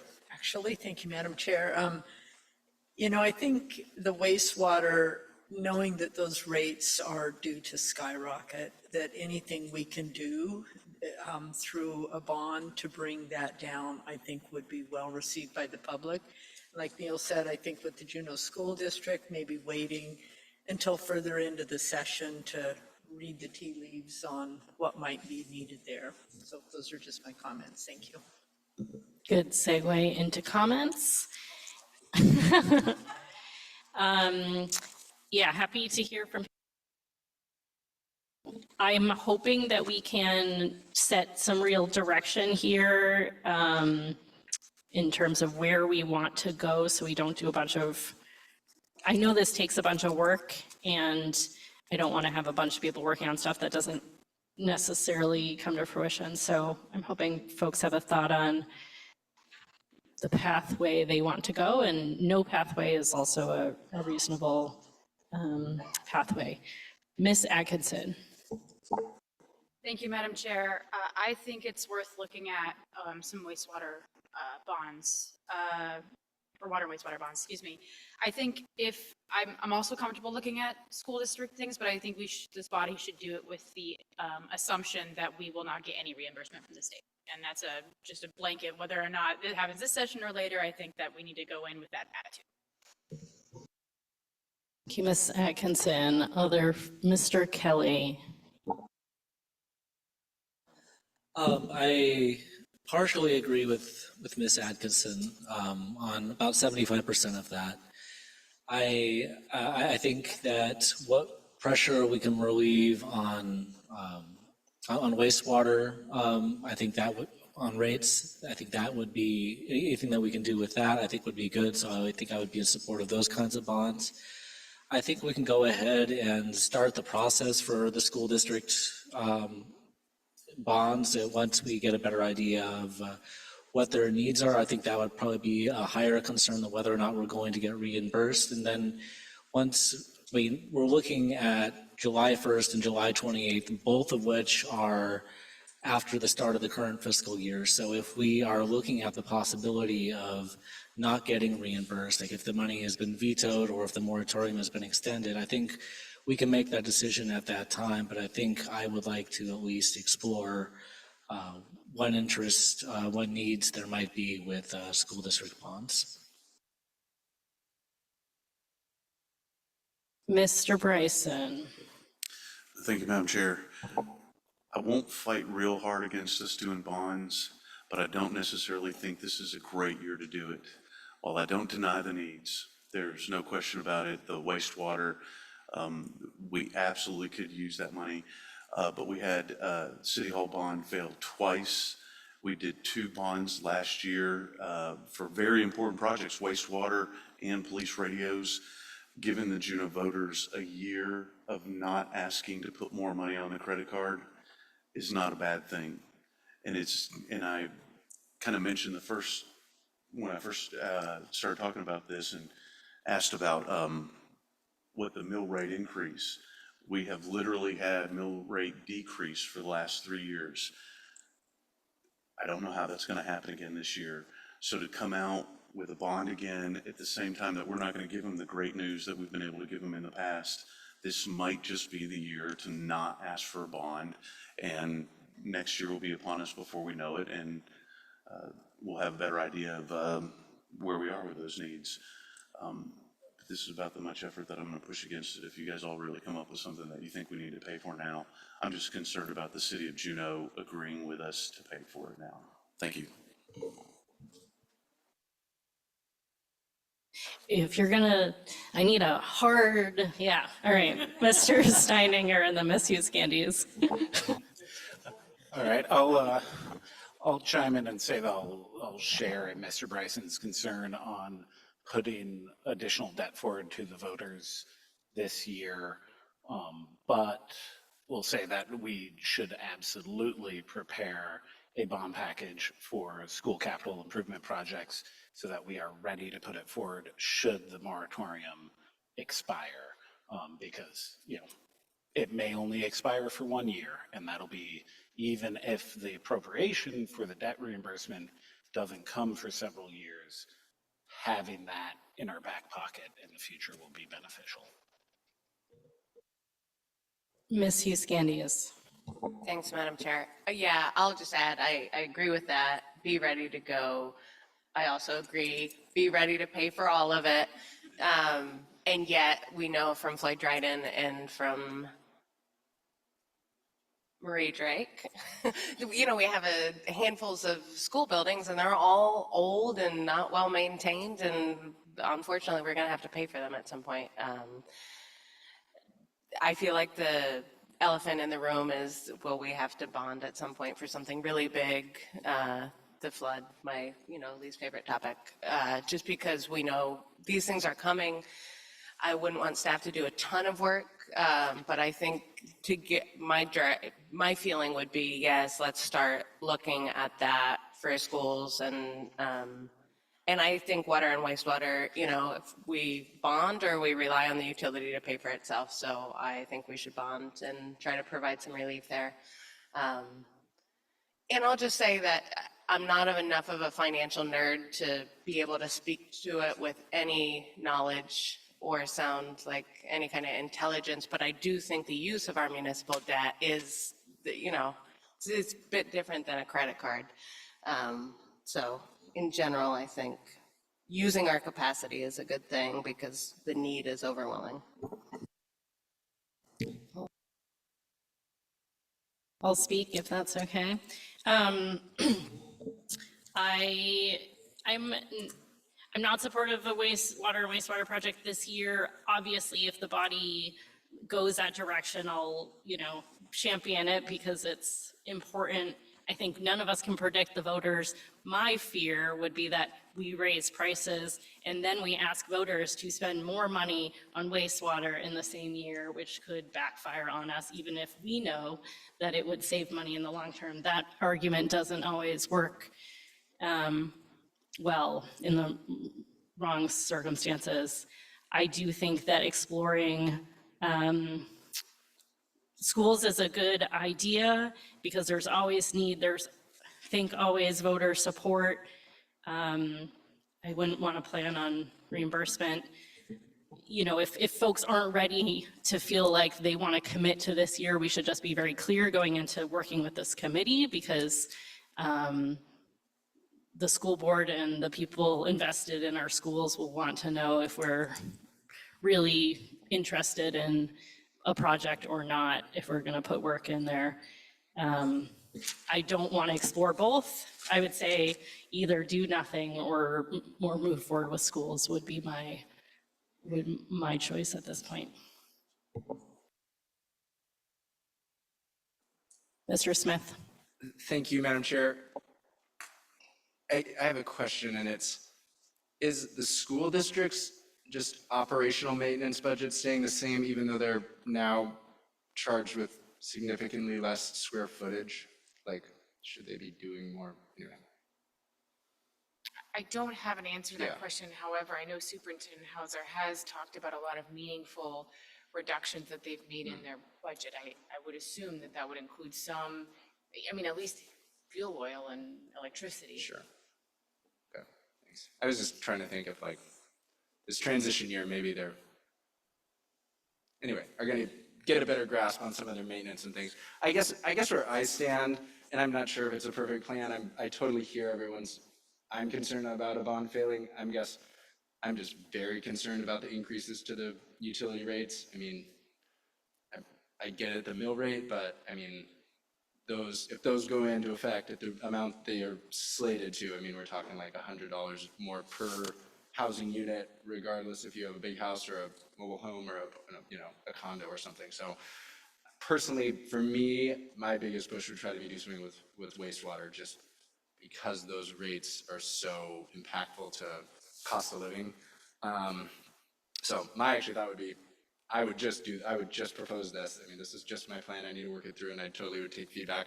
I would just go for wastewater this year. Maybe think about schools in the future or next year or something, but focus on wastewater for this year and maybe allow schools to kind of work through some of their, I mean, we know there's enough maintenance, even though they maybe have more people to deal with less square footage. So there's obviously a need, but that would be my thought. But definitely appreciate hearing everyone else's and open to hearing feedback too. Thanks. Do you want to make that a motion and do you want to add a dollar amount to start with? Just to actually get a little further in this conversation? Sure, I can try. I guess I would move that we evaluate putting forth a bond to the voters for the wastewater and or water utility for $20 million. I don't know. I'm just throwing a number out. We did 10 last year, right? Yeah. Anyway, I realize anyway, just as a place for discussion. Yeah, and we will have lots of time to refine that number, but I think my understanding of staff would like kind of a general sense of the number, so that's helpful. Objections to that motion? Yes, Ms. Hughes Candies. Thanks, Madam Chair. Just for a question, I'm looking back at the timing of this, and I want to obviously give staff time to do whatever they need to do. Is this, I mean, this is really, it's on the agenda, so this is really when we need to try to nail down. We can do whatever we want. I think it takes a while to do these, so my personal preference is to try, but you all can say, we're gonna wait.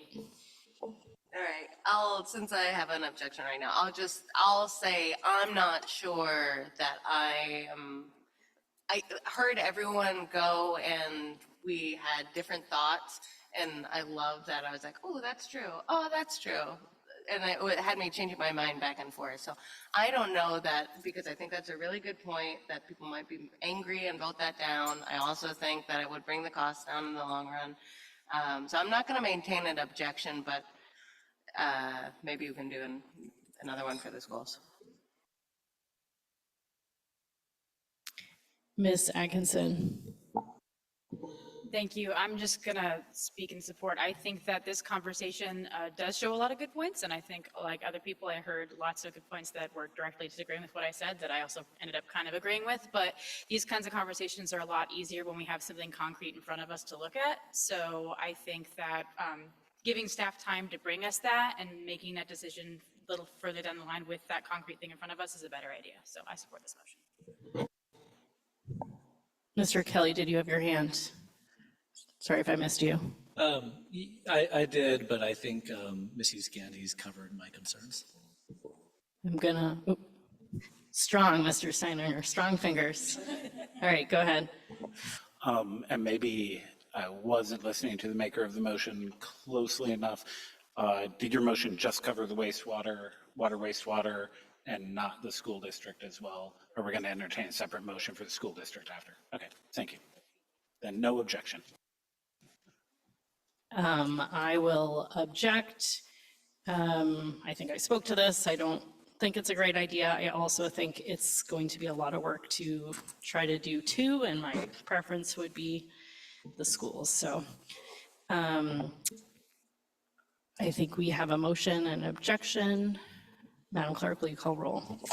Thank you, Madam Chair, for the direction to staff to evaluate a bond for the 2025 election for water and wastewater utility in the amount of $20 million. Mr. Smith, how do you vote? Yes. Mr. Steininger? Yes. Ms. Hall? Yes. Mr. Kelly? Yes. Ms. Atkinson? Yes. Ms. Hughes Candies? And Mr. Bryson? Yes. Ms. Wall? No. Motion carries 7-1.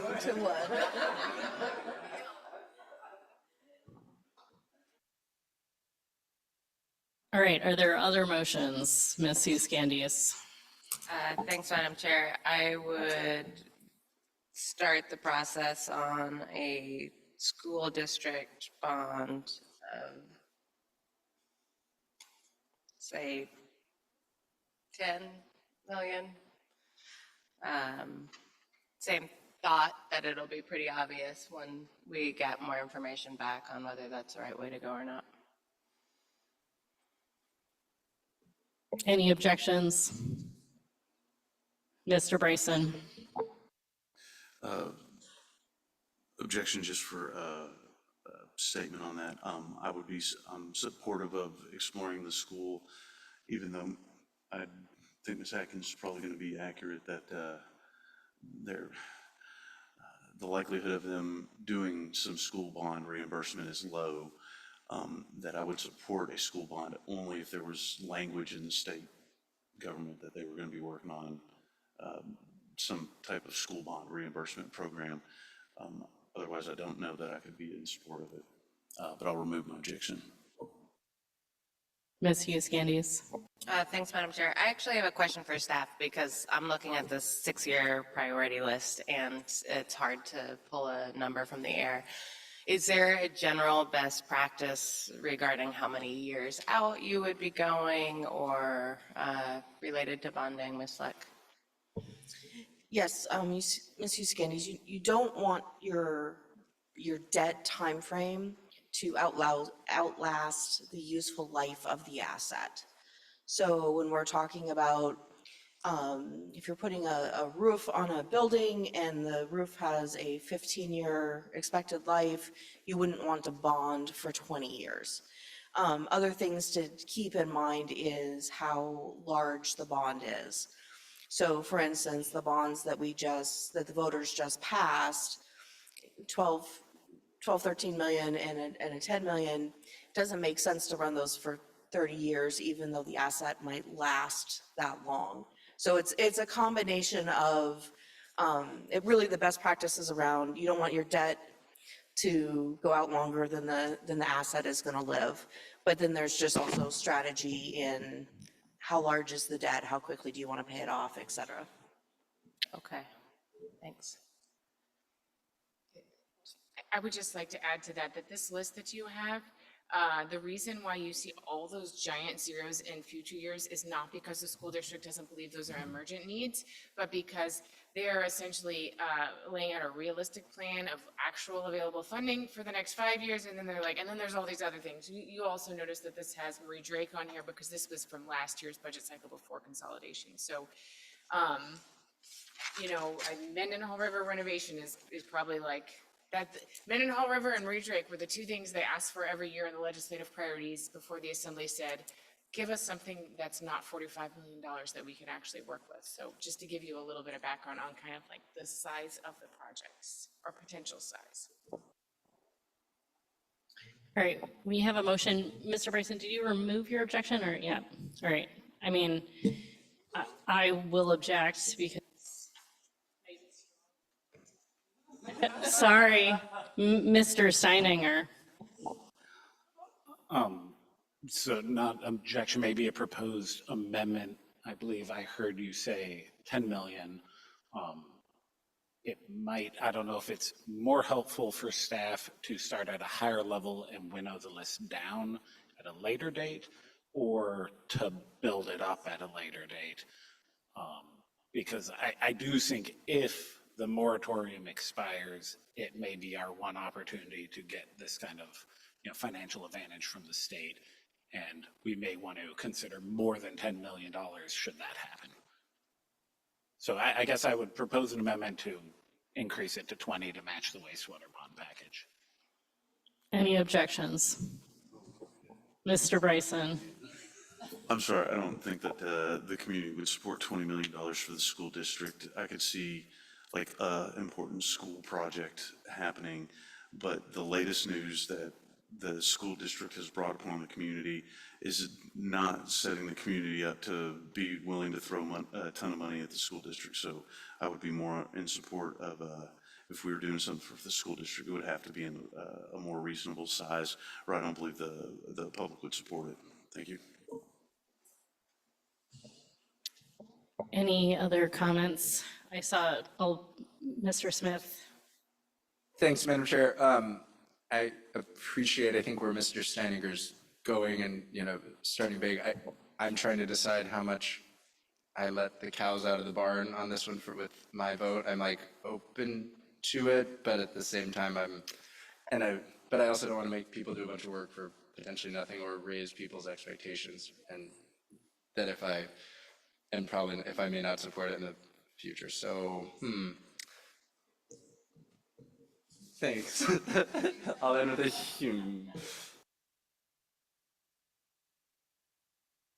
Ms. Huskindis. Thanks. I think I'm supportive of that because it's hard to pull a number. I'm looking at this list. The need is vast. I don't know if that is easier for staff or if it's not easier for staff, but until staff says it's not, and good, someone's going for a microphone, then I would say, sure, start big and work down. So that's my thought / question.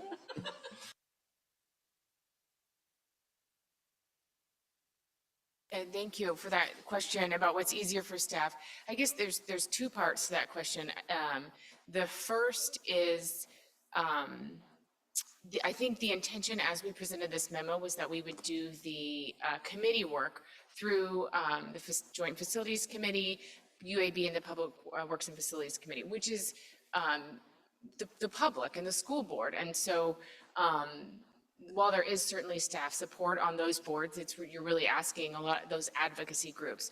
So that's where I feel like giving them a sense of like the assembly's threshold for a dollar amount is valuable, because we saw with the Zanza-Kahini Playground that when we didn't provide that direction, it really became a little bit untenable. And then the school board was frustrated by that process. And so I guess the two questions that or the one clarifying question that I would have for the body is, if your intention is that we bring this back to you more fleshed out before you send it to those advisory boards, or if the intent is to provide this guidance tonight and send it on to the advisory boards.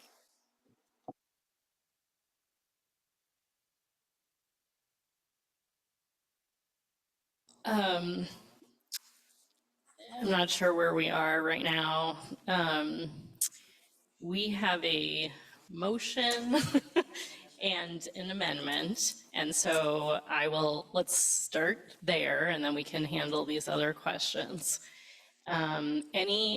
We do have a current objection to the amendment. Do others want to speak to the amendment? Mr. Kelly, Ms. Atkinson. Thank you. I think it's a little premature at this point to raise the amount that we would be proposing to put on a bond before voters. I think if we put forward too much, there's a possibility that we could endanger the bond from passing, and I don't want to see that. I want to see as much support go to our school district and their needs as we possibly can. I might be interested in raising this amount at a later date, after I've had a chance to hear more from the school district and or their advocates, and see where their needs lie. But I think at this point, I feel it's premature to raise what we would be asking for. Ms. Atkinson, then Mr. Steininger. Thank you, Madam Chair. If this were a hip pocket concept that staff worked on for us in the event that we were seeing a change we're not seeing extension of the moratorium from the state, then I think the $20 million number is more appropriate. If we're going to be taking this to advocacy groups and going down that route, I think 10 million is more reasonable. We don't set expectations, and I kind of doubt we're at a place where we want to move forward this year with a $20 million bond package for the schools. So since we're not 100% sure where we are right now, I'm more inclined to go to the 10 right now. And I can count, so I'm going to withdraw my amendment.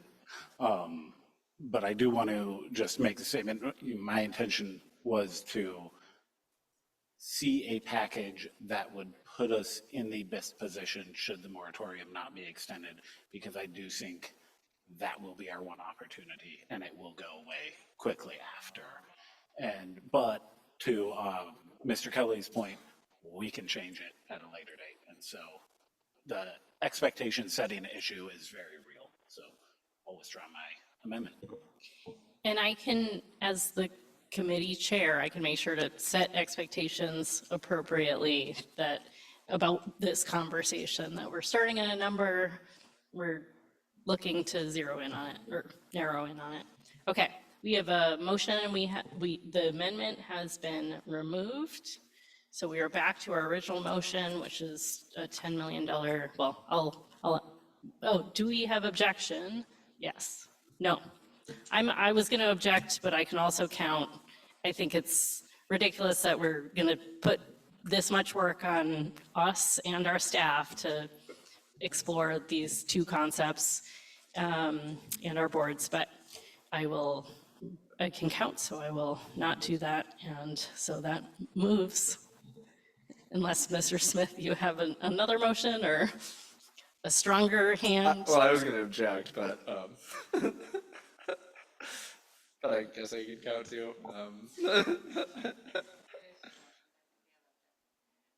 What? Are there any objections to to the motion? No. Anyone other than Mr. Smith? Yeah, okay. Anyone else? Okay, no. So that is so moved. Anything else on this topic? Ms. Hughes Candies? Thanks, Madam Chair. I understand your frustration. I just was going to say, I think it's very challenging. I think having clear guidance on this topic, it's obviously that's needed to calendar these things and get them through the year. And I see that we have the time that we do, and you stated earlier, we can do whatever we want. Which is a terrible phrase we've all taken to heart, and staff wish we hadn't. But I just want to acknowledge it's very challenging from our perspective to be asked to pick a number and, decide our willingness. And the intention is not to bring extra work. And Madam Manager asked for kind of clarification. Should we not send it there? Should we talk about it more here? And it does make our timelines tighter, but I would be okay with talking about it here more, because I think this is it's 8:10 and we've been talking about a lot of other things, but if we simmered on it here before it went any further, I would be okay with that, because I don't feel like I really clearly know where we should be going with bonds. So I just want to share that with the body. We should, thank you, Ms. Hughes Candy, it's a good point. Do others have a strong feeling on that? The suggestion was sending it to committee, but we definitely can keep it in sending it to those other committees, we can keep it in committee. And I just want to know where people are at. So, Ms. Atkinson. Thank you, Madam Chair. I don't hesitate to create more work for staff, but I think that since I think everyone is pretty undecided with where we're at, it doesn't make, I don't want to put it on volunteer boards to do this work when we are certainly not committed to moving forward with bonds at all, much less which bond package we're moving forward. So that would be my preference. Anyone object to that? Can I ask a quick question? Do staff feel like they have clarity on how they would want this conversation to move forward if we're to keep it in finance? Thank you, Chair Wall. I'll just reiterate that what I would do with this guidance is bringing back a memo at the next Finance Committee meeting that talks a little bit more about the types of utility projects, a little bit more about their impact on rates, a little bit more about our capacity to actually manage those projects. And then I would, for school district, probably talk to you a little bit more about the types of those types of projects. I have less information on the school district because obviously I don't manage the schools, but I do manage the utilities, so I know a lot more about them. But mostly it would just be to have you guys have some time to think about it. So I guess I would ask that if you want more than that and what kind of questions you would need answered to help you kind of decide on whether or not to take the next steps, you just reach out to the manager's office and I will add that to my list. It's not an overwhelming amount of work to give you more time to think about it.